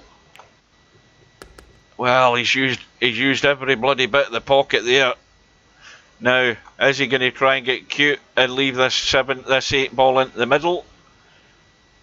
Or is he going to try and run into the 9? Because there's a problem here. If he just runs forward, he can't hit the 9. He's put a wee bit of right on it, but he doesn't want a lot of this. He just wants to go round the corner and nothing more. And that is perfect. Perfect, because all he does is drop the 8 in. He doesn't think about the cue ball. You focus on the pot. The cue ball's doing the rest. You're going to be on the 9. And that was vital for Potman's chances. Because Larry was threatening. I mean, it wasn't that Larry was setting the cloth on fire. It's just the fact that he was threatening to run away. And he's let Potman, well, not right back into it, but it's looking a lot better than it could have done 2 minutes ago. And suddenly Potman's got a ball in the break. I think that's the first one I can remember. And again, he's getting no real joy in getting good on his first shot. But he can tuck this 1 ball away. He can bank it up the table. And as long as he doesn't scratch in the corner here, he can bank that 1 up the table and get the cue ball in here somewhere out the way. But he has to get cover and he has to get length on the 1 if he's going to do that.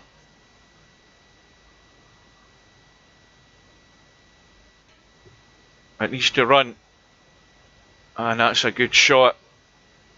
That's excellent. And it was the right shot to play. And it's not a difficult one for Larry to hit here. And he could cut it along the rail if he gets it right. But it was nevertheless still a good safety by Potman.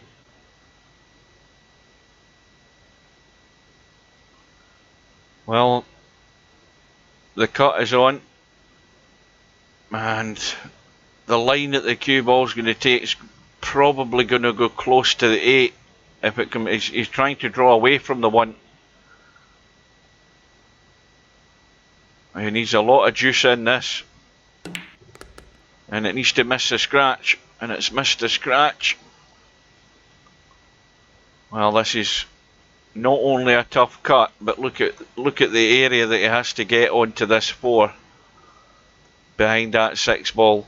If he runs this side and finishes there, he can get the 4 that way. But he's missed the 2. So that's the end of that theory. Well, now Larry's got the chance. He's going to have to make up for chances wasted.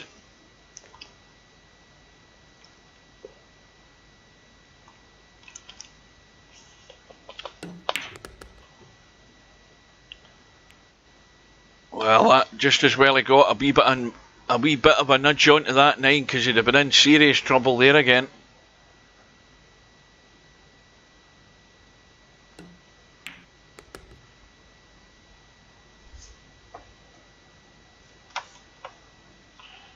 And this still requires a wee bit of a dig just to come out for that 7. This is a shot you can't chicken out on, and he's got there. And there's the top down view for the night. and he shouldn't have any problem now. He can just follow this or kill it, whatever he's happy with, and this will restore the 4-rack lead.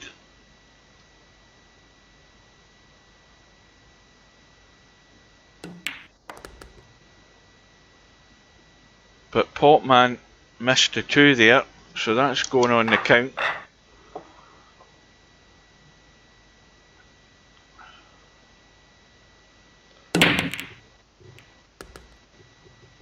Eight ball in the break.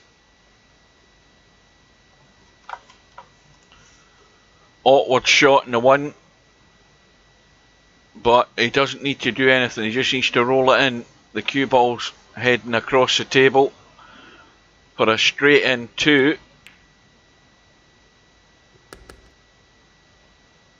And again, just a gentle roll in.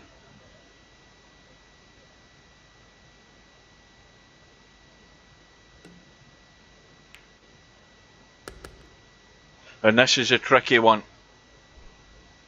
Now,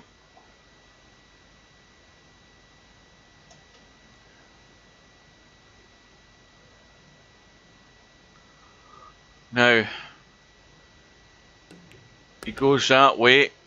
He just wants to get past the middle pocket or just short of it like that. That'll do.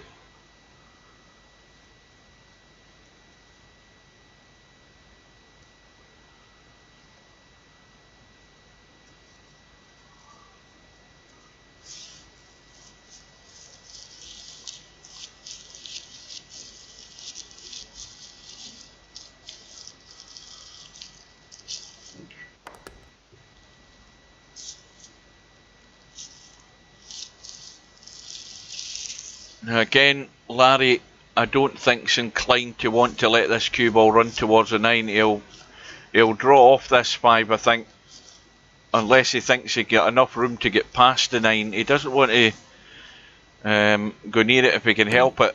You see, he's played the draw off it. He doesn't want to let it run plain ball, because strange things can happen even though there's only 1 ball up there.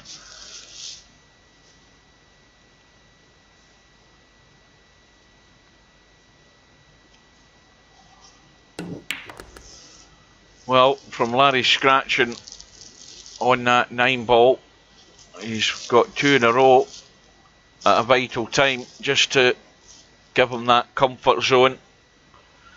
But again, it puts all the onus on Potman producing the goods if he gets that chance.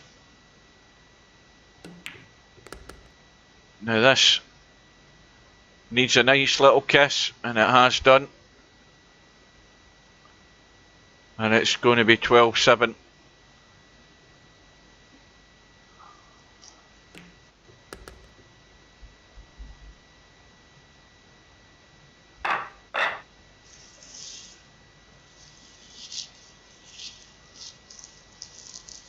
That's fairly straight, that rack.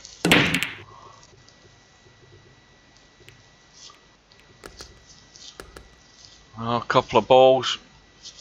The 3 and 4 have gone, and sitting. Well, I think it was a 3 and 4. No, it's a 2. Oh, wait a minute. Aye, the 3 and 4. I'm getting confused now. I'm getting tired. Now, there's a narrow window to get on that 1, but the 2 ball. And Larry's trying to cut the 1 into that far corner to come across the table and out into the gap. This is not easy. Now, if he went that way, well, he's actually playing at pocket weight, but he's not getting there. If he'd went, was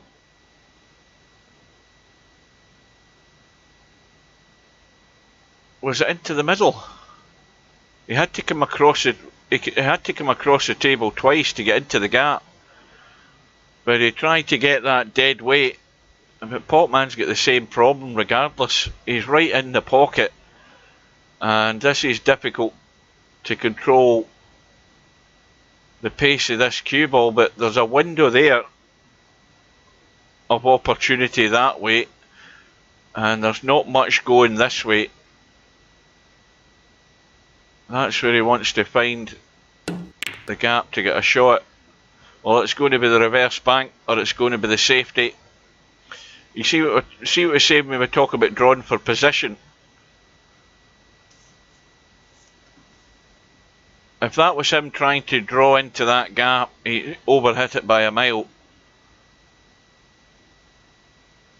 But it's never advisable to be drawing for position.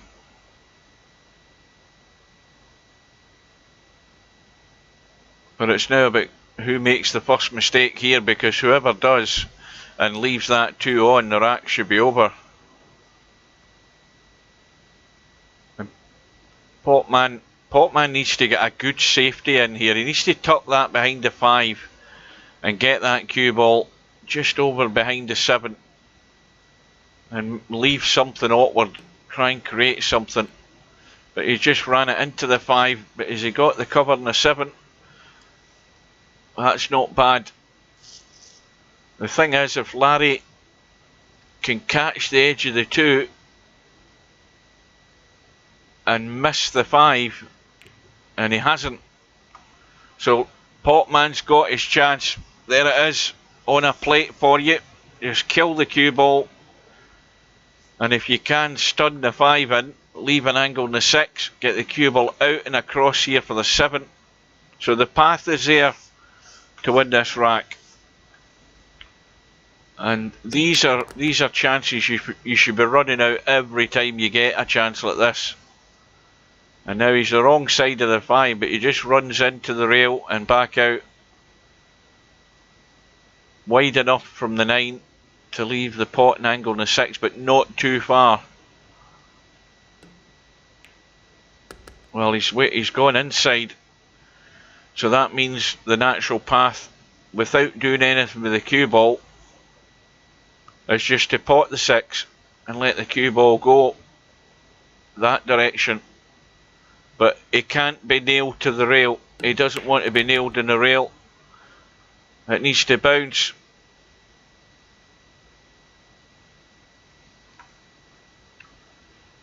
Now, well, he's got a dilemma. If he goes forward with the right weight, he can come up this direction.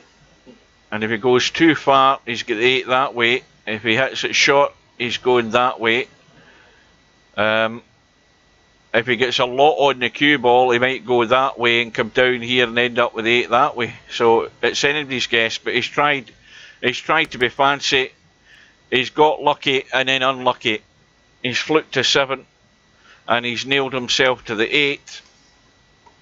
And you cannot pot this because you can't read the angle. You're right on the 8, and he's looking for things to do here. Well, I wouldn't even think about it. I would just bang it, because that's all you can do, unless you want to try and get really cute and push it to the rail and get it to the end rail.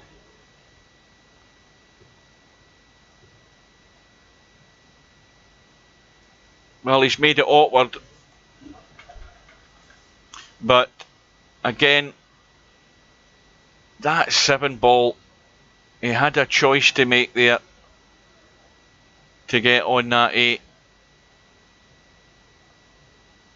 It wasn't guaranteed. It was all about controlling the pace. The players that control the pace of that cue ball better will always generally have things more under control. But he might still have a glimmer of a chance here. This is a tough shot for Larry. Not easy at all. Right on the rail, big high angle, and a big distance between the 2. And it's gone in. That's a good shot. And now I think it's beyond Potman now.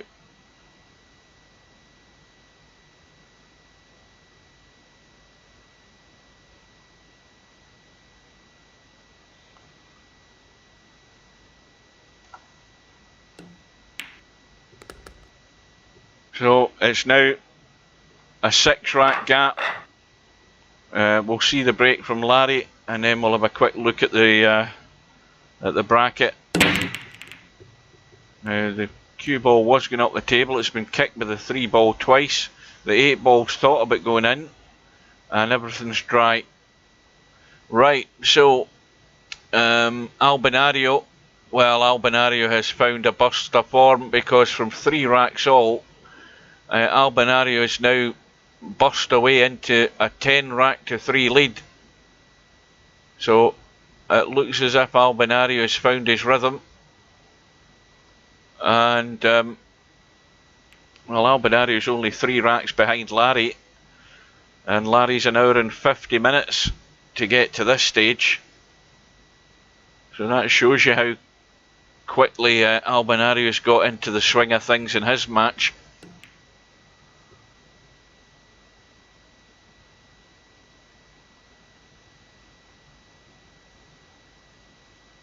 And for this match to have any chance of turning, Potman needs 2 or 3 quick racks. However he gets them, I don't know, but he needs 2 or 3 quick racks to get to double figures, if he could.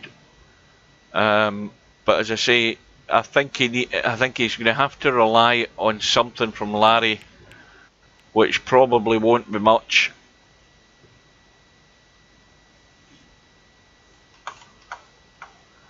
Well, again, Larry could put Potman in trouble, but that's just, well, he's okay. Just a wee bit heavy. He should have had that a lot tighter. Can he see an edge in that one to pot it? I think he can. Yes, he can. See Larry's touch. Now, you know what I'm going to say. The touch on certain shots is never 100% reliable for these delicate wee ones that you want to play with certain mice. That's all I'm going to say. But Potman, doesn't matter what mouse he's got, because he's got a 3 ball combo here that is not good, because that 8 ball is pretty much going to the point, and he's got to cut the 7 big time. So the 3 has to get to the 7, but it has to get to the 7 that side. Sorry, that side. What am I doing? My eyes are gone. You didn't give me enough time to remember what I was doing there. But anyway, it was so difficult to get that line of those 3 balls to make that 8 ball go in. Really tough. But it gives Larry that other chance, and when Larry gets these chances, he's usually not prepared to make that second mistake. And this will take him further into the distance.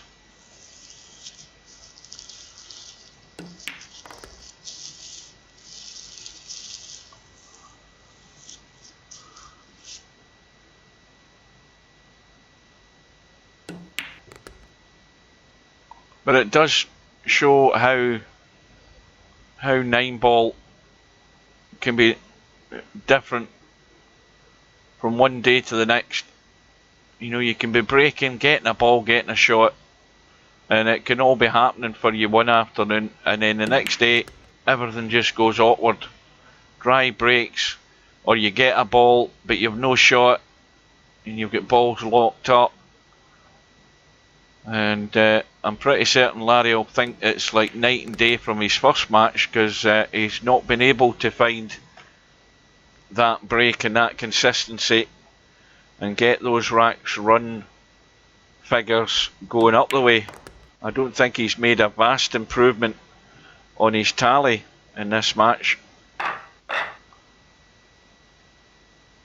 But nevertheless, he has now doubled his lead. He's 14-7 in front. Again, cue ball going up the table, 2 balls away.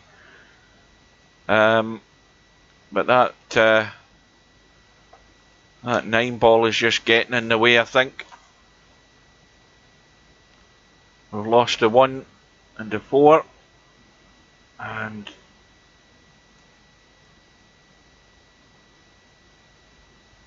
you know, Larry can't even kick at the 2 from the side rail because the 8's in the path of where the cue ball wants to go.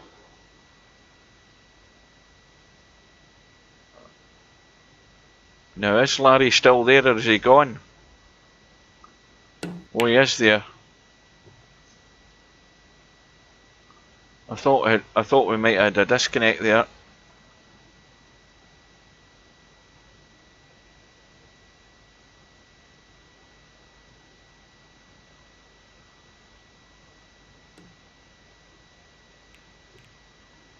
Oh, the double kiss. The double kiss has given Larry the chance. That little double kiss off the 8 ball. It just keeps the cue ball in play and gives that Larry the line on the 2. That's why you've got to be confident enough and in control to play those delicate little shots, but the double kiss was unexpected.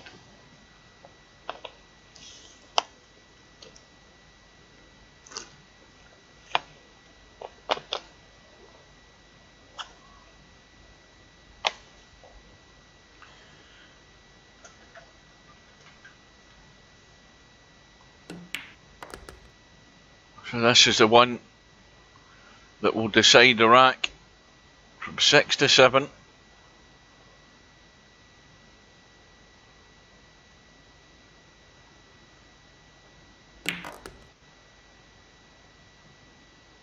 And as long as he's got that little angle, he can just drop the 7 in and run over for that 8 ball. Probably end up playing the 9 into the opposite middle here, I would think, unless he wants to draw the cue ball.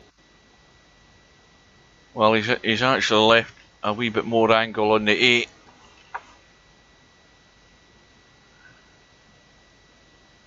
Now, again, you've got a couple of choices to how you play this. He can run around behind the 9 and come over the left side and give himself the open table like that. That's the safest shot. The only danger is that you might scratch, but you have to take that risk.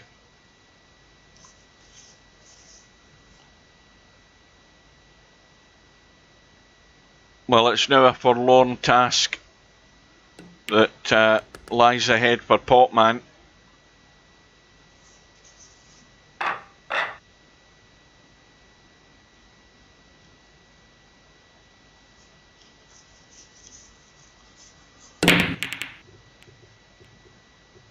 Oh, when you're playing in a tournament.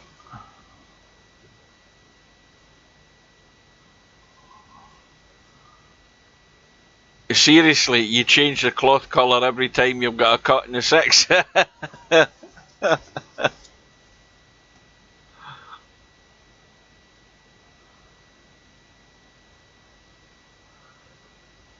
That sounds like a bit of OCD there, Cobra.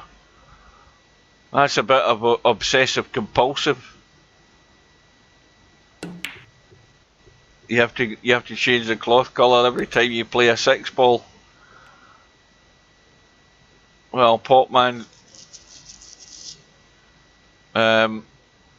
let's just say he's banked to 1 and he's got himself in trouble. Meanwhile, well, that's one way of doing it. The 2 ball has to get to the rail. It's just not got there, and so Larry has ball in hand. Meanwhile, we can see that Albinario, well, Albinario's racing away with it, because Albinario does his warming up in the match, and in those first 6 racks, they were shared, but since then, Albinario has won 9 in a row, and he's now 12-3 in front. And he may well get to the finishing line before Larry does here.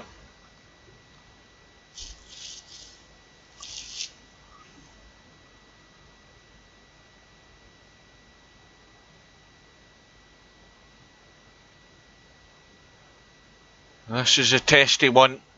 This 4 ball, not easy. That's how difficult it is. I think he might have second prize though. Oh, he certainly has.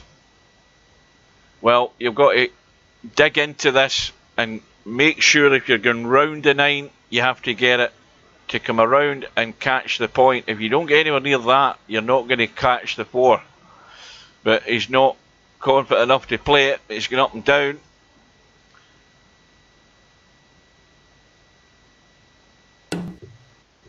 Yeah, I didn't like the line of that, because he should have been there for that line. He played it there, and it was always going to go to the rail before it got to the 4. So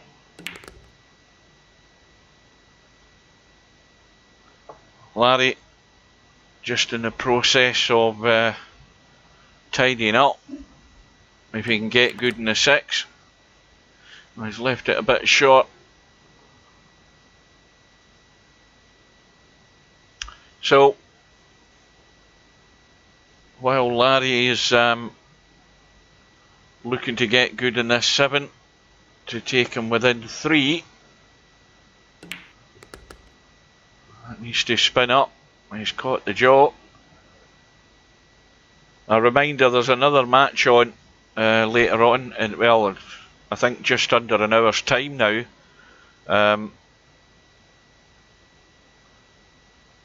And of course I've forgotten what match that is as well, but there is one going to start in about an hour's time.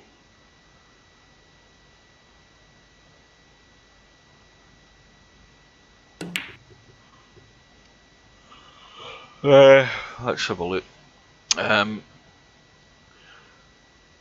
So Albinario 13-3 up, and we've got Bill and Jose going to start in about 55 minutes time.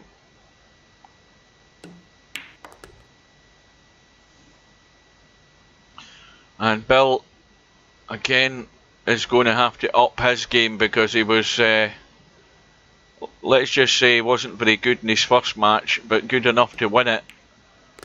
But he's going to have to step up a bit. Now Potman has a chance to pinch one back, but I don't think he can do enough to stop the inevitable.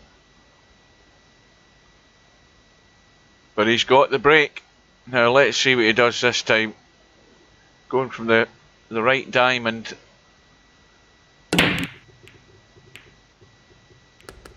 And something dropped in. And look at that one ball. It's hiding behind the 5, is it? Yes, it is. There's not enough of the one ball. And the 2 balls out the game anyway. It's right next to the 3. Oh, there's Fan was in the room. I never noticed.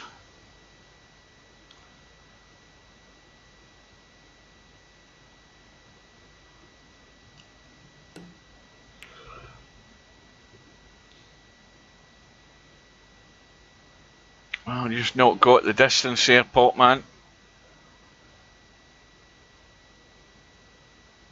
Well, Larry can't do anything to get into these 2 balls, so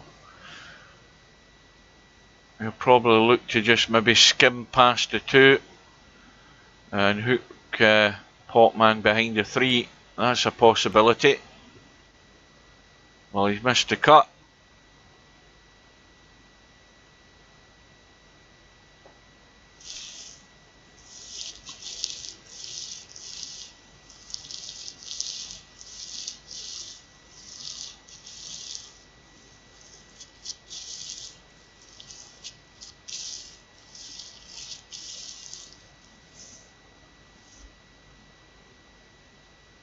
Oh dear. Oh, it's bedtime. Really rapidly approaching bedtime. The old body and the brain shuts down.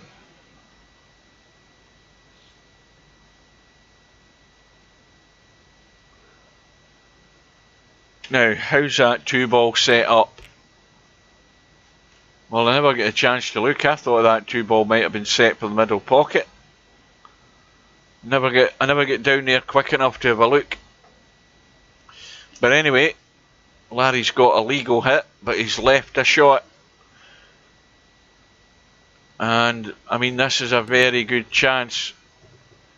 If he'd potted a 1, the awkward ball was a 7. But Potman has got Larry behind the 5, but Larry thinks he's got enough room to get over the 5. And pot the 1. It's a good shot.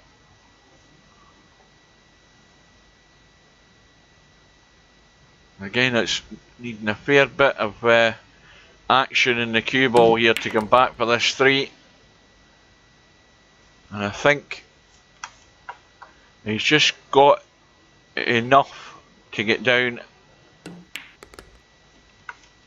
Well, I don't know whether that was the best of shots, because he could have probably risked hooking himself behind the 7 or the 9 there. He didn't want to do that to get better on this 4. Quite happy to play the higher cut, but of course the lifeline is still there for Potman on this 7 and 9 setup. Now obviously the 7 and 9 isn't a problem if you somehow ended up the cue ball here, but that remains to be seen.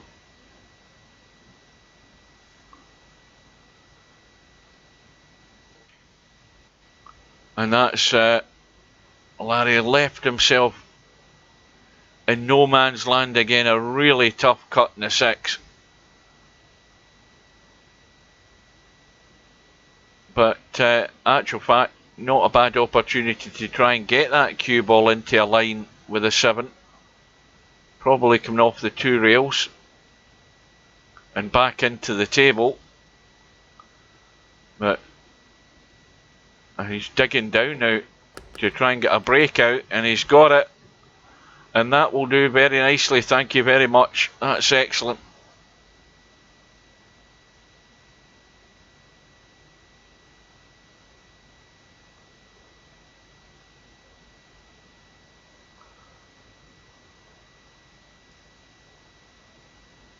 Well, this needs a firm stun, but of course you know what happens when you firm stun these and send them offline slightly. They don't go in.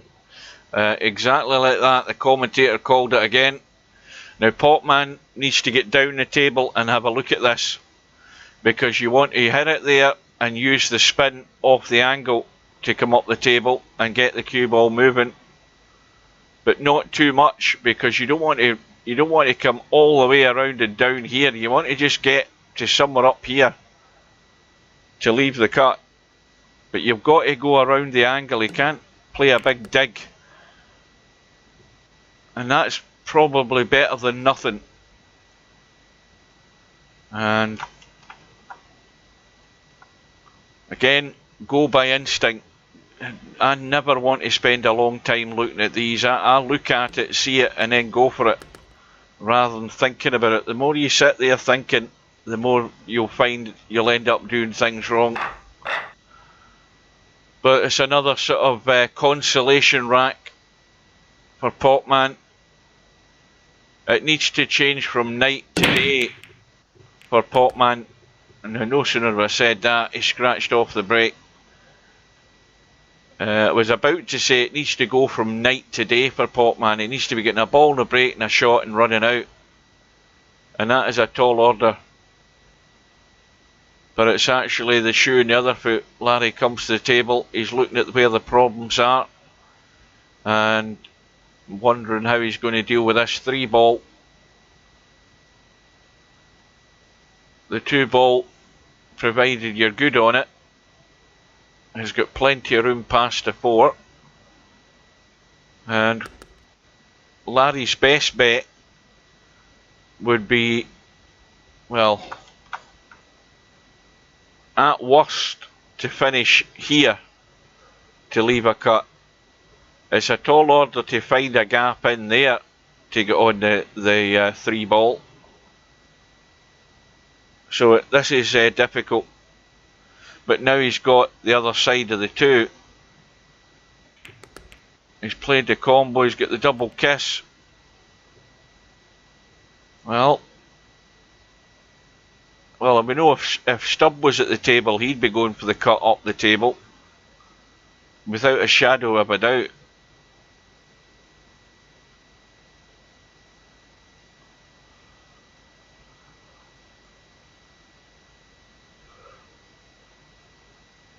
Well, I've got a sneaking suspicion Albinario's caught up with Larry, and Larry's gone for it. Is he going to find a scratch? Yes, he has, and Potman's been given another lifeline.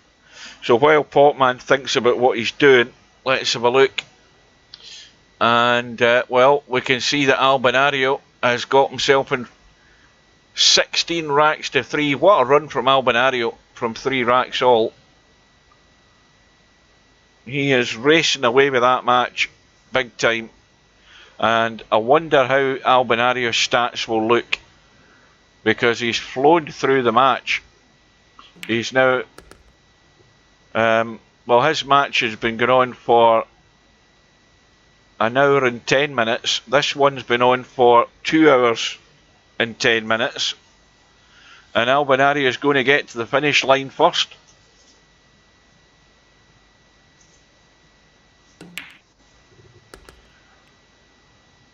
Oh, now, I think he's okay, but he's got to play this with 100% confidence and let the cue ball go. He's going to have to go there, and avoid the 9 and get down there. Got to go for it. You've got to hit it though, Potman. You've got to hit it. Look at the line the cue ball's going, but he's left it 4 foot short of where it should have been. You've got to go 100%. And again, these are chances that the player with a better control of the pace will run the table. Whereas, and I include myself in this, players like me and Potman struggle to get the pace and end up there, and end up having to play a cut or a bank to just stay at the table, and usually end up losing the rack because of it. That's going to get there, but he's going to have to dig something out for this 8 ball, and this is not pretty.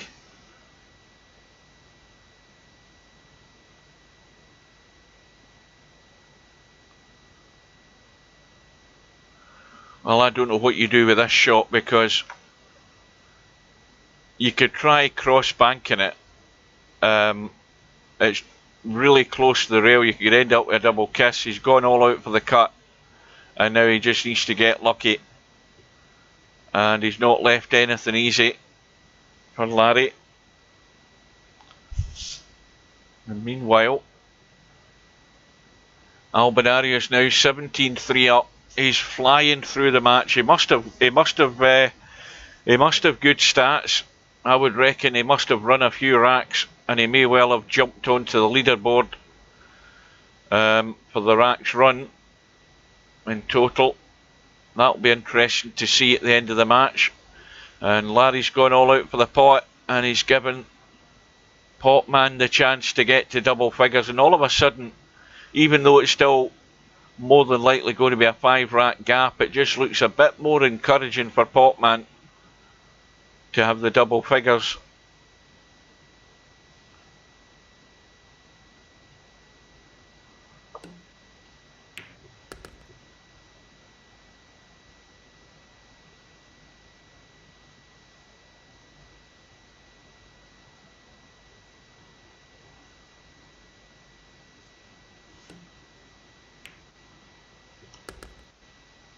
And he's got it back to within 5, and he's got to 10.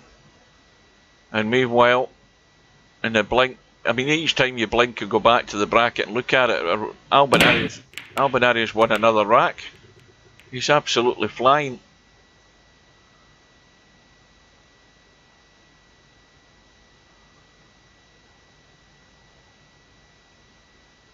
And Potman has got another ball in the break, and this time he's got a shot in the 1. Well, now what does he do? Does he kick this into the rail to play in off the 5? To me, that's got the better chance of going in. If you hit it to there to hit the 5, it'll go in.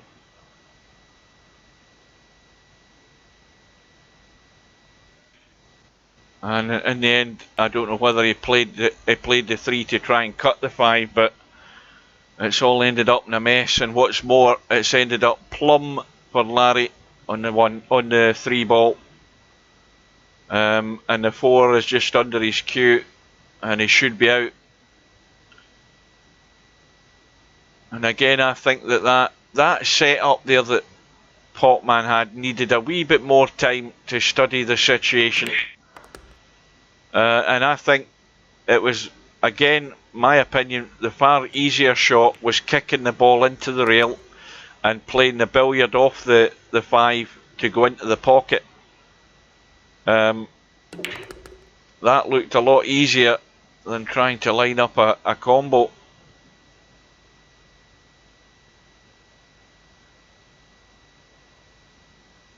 But Larry has got himself out of shape.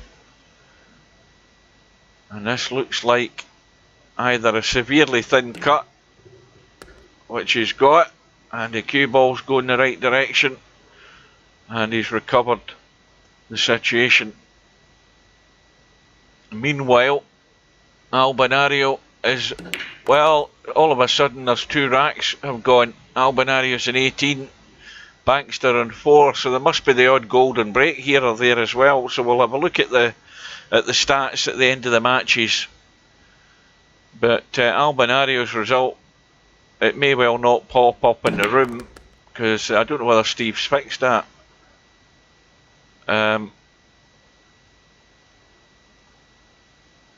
But Larry now is within 3.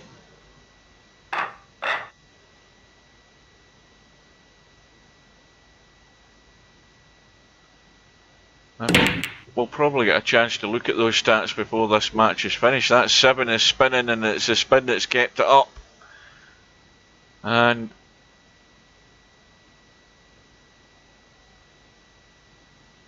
what went in? Oh, nothing went in. It's a dry break. I thought a ball had gone in there. Right, so the 1 onto the 7, and even that is too hard. Can he see enough of this 1 to pot it? No, he can't.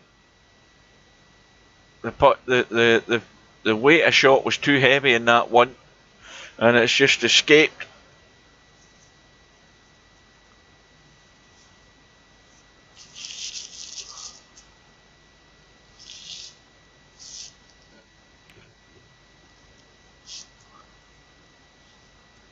Let's have another look.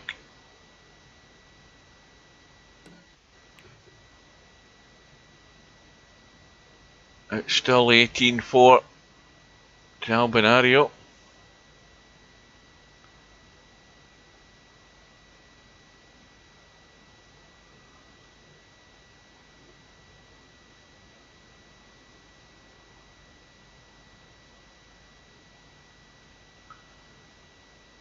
Potman, the old kick and hope, and he needs to, well, that's got the wrong spin on it. Well, the 2 balls came to his aid. It's just rolled into a very nice position to block Larry off in the 1.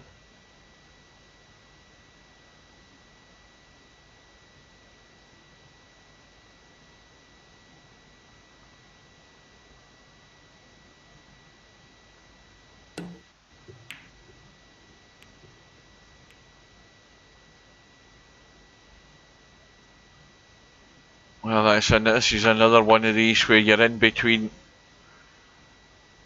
It's just a testy angle because you're close to the 1.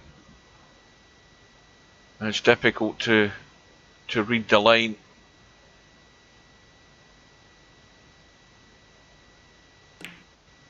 That's well played. 2 ball over the middle, and the awkward ball is the 4, where it's sitting.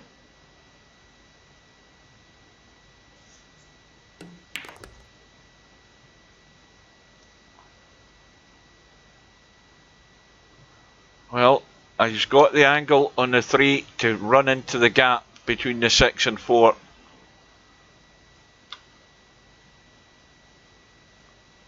Now, why is he playing draw in this? He should just be running straight off the rail, making sure he comes in here. He's going to go the other side of the 6. He's got the wrong. I mean, he put English on it there, and he's gone the wrong side of the 6. He had to just go straight across. And well, there the result has gone through between Albinario and Bankster, and it's a very strong win. A hefty bit of damage by Albinario, and Potman trying to play the deliberate foul to roll the 6 up to the 4, but he's not got it. And Larry now with the ball in hand. Now let's have a double check at this 6 ball. I think the 6 ball is fine. Yeah, there's comfortable little gap off the rail. And again, with this shot, Albinario, sorry, not Albinario, Albinario only has to just pop the 6 in, the cue ball does the rest.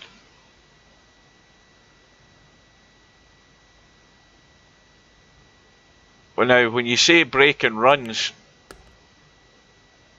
I think what you mean is you mean racks run, not consecutive ones yet.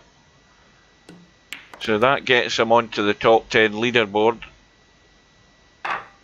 after one match. And meanwhile, Larry, slowly but surely, and it has been slow going because we are now 2 hours and 22 minutes into this match. And Larry's got back to the 7 rack lead, but most important, he's within 2 of the finishing line.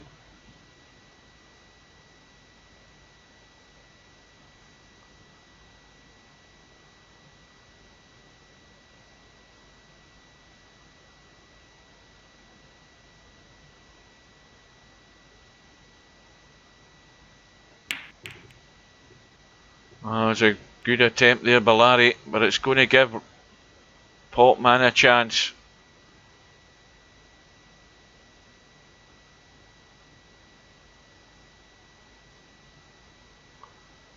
And Jose has come online to get warmed up.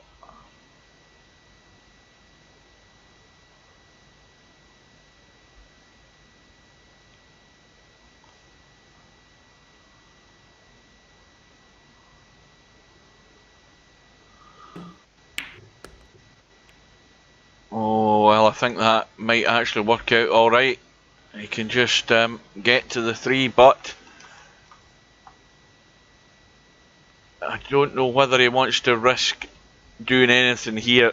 I mean, if he rolls it in with enough pace for it to pot, the cue balls go in that direction and he's going to leave it awkward. Well, it's not going as far as I thought. It's still a testy cut.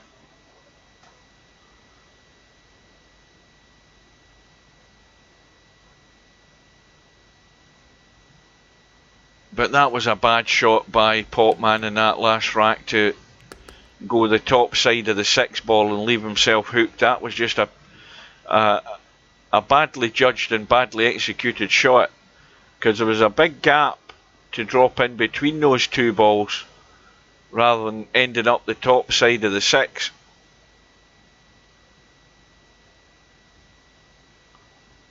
You know, these sort of basic errors in positional play are the big difference. The big difference between having that higher level of consistency and control in manoeuvring that cue ball, which then everything else then falls into place, because that's then how you end up running racks, by being able to move the cue ball better. Which is also the reason why in tournaments like this the cream will always come to the top. It just the odds are stacked against any players who don't hit that level of consistency over a period of time, particularly in a match. You're going to be found out eventually. And the bank goes in, but the cue ball follows. And so Larry, provided he can come down the narrow side of the 8 ball, well, that's where he's looking at the moment. He's looking to just roll that 7 in and roll through and come that direction with the cue ball.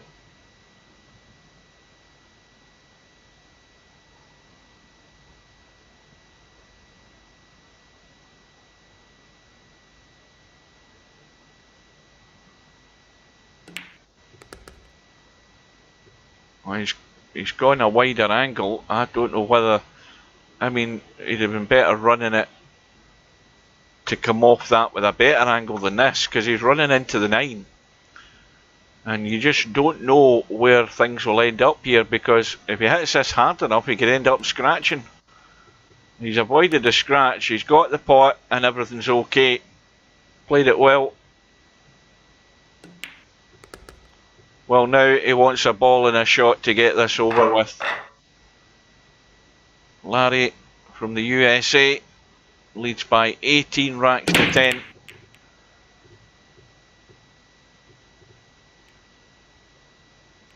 And it's been a hard match for both players. It's been a grind.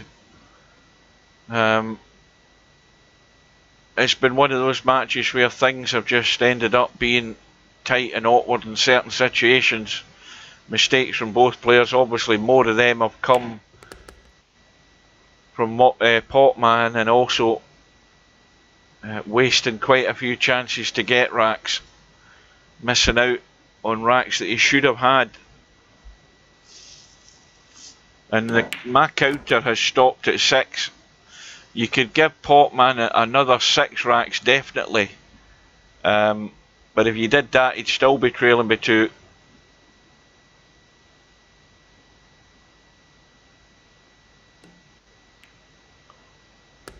But Potman has a chance, and well, that I think I'd be happier billiarding that 8 ball in than I would be trying to punch the 7 to the 8, because that 8 might not necessarily go in, because it's right towards the knuckle. And I would have a close look at that before you commit yourself to play any sort of shot, Potman.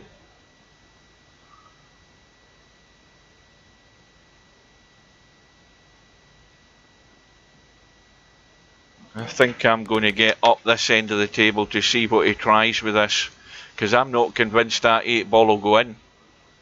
He might just play the little billiard, the little scratch off the 7 and brush the 8, which is the safest shot. The problem is that, because you don't know where the balls are going to end up. And this is another testy one, but you've got to go for it nice and thin, and make sure you've got the legs in the cue ball to get that 7 to the hole. And he's way off the mark and now needs to get lucky. And I don't think that's lucky enough. And Larry, 2 shots away from round 3.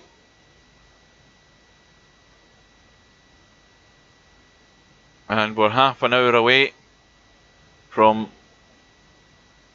what at the moment seems to be the last match of the day. And that's a good shot. And Larry is home and dry.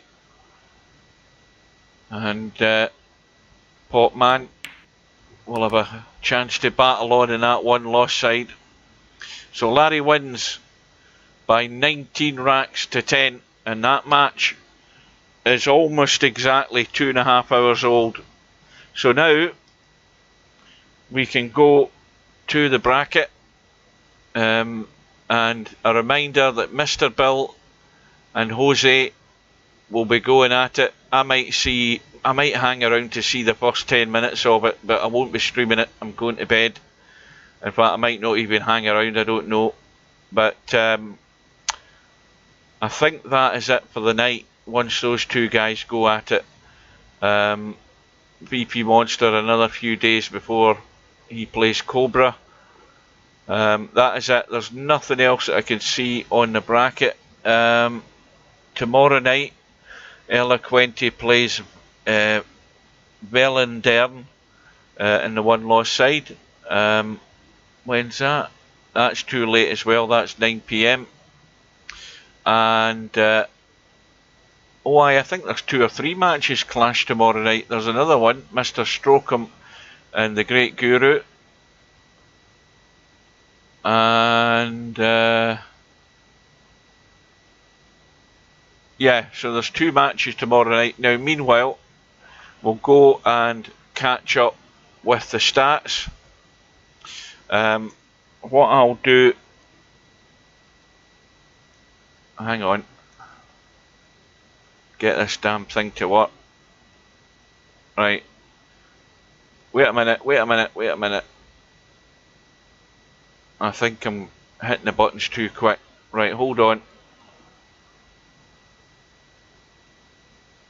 Move this damn thing out the way. It's so bloody laggy that. Right, that's that out the way. Now we can look at the stats. 9 ball stats. So if we go to Moneyballs, sorry, not Moneyballs, Racks Run, we can see that Larry is now tied with Stubb. Now I knew that Larry could improve his score, but you can see how tough it was for Larry tonight. He's only managed to tie with Stubb, and he should have been in front, but that's the way the matches go. Cirrus is now in joint second with Mr. Fox. Tommy Yu is there, and Matt Chap Marvin is there, and Cobra and Albinario. So we've got 1, 2, 3, 4, 5, 6, 7, 8, 9, 10. Wink at Me's now threatening to drop off that top 10 leaderboard. Hairpig is gone with Albinario's contribution tonight. And break stats. Runouts from the break. Well, Larry's in front. He's on 12. Stubb is on 11. And what was the other one I was looking at? And the money balls, it still remains at 2. What else do we want to check? Racks High Run, that'll still be 3 for Larry, so that's not changed. And Moneyball Shot, well,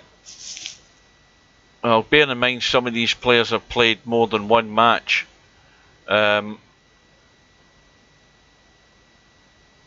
Tornado Tams at the top, having played shot 41 and got 34. He's topping the amount of Moneyball shot. That's maybe not the best one to look at.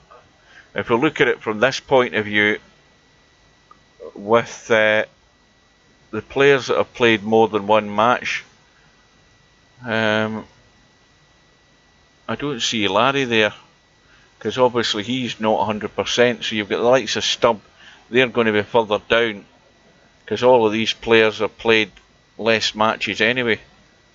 What's the other one I wanted to look at? Oh aye, that was the one I wanted to look at. Average balls made. Let's see the breaks. That's better. If we look at the breaks, you've got Larry and Stubb again close together on this one. Stubbs had 38 breaks and his percentage is 0.86, and Larry's had 37. His percentage, Larry's percentage probably dropped a stone tonight, I think, in comparison to what he'd been doing. And then Out of that though, Larry's had the 12 runouts and Stubbs had 11. And Stubbs had 2 golden breaks and Larry's had nothing. Anyway, I'm boring and put myself to sleep doing this. That is it for the night, guys. Mr. Bill and Jose, I presume Mr. Bill's in practicing. Yes, he is. And Jose's thinking about it. He's in the lobby, so there won't be any matches tomorrow night by the looks of it, so I'm going to have a night off. And we'll be back and we'll have matches next week.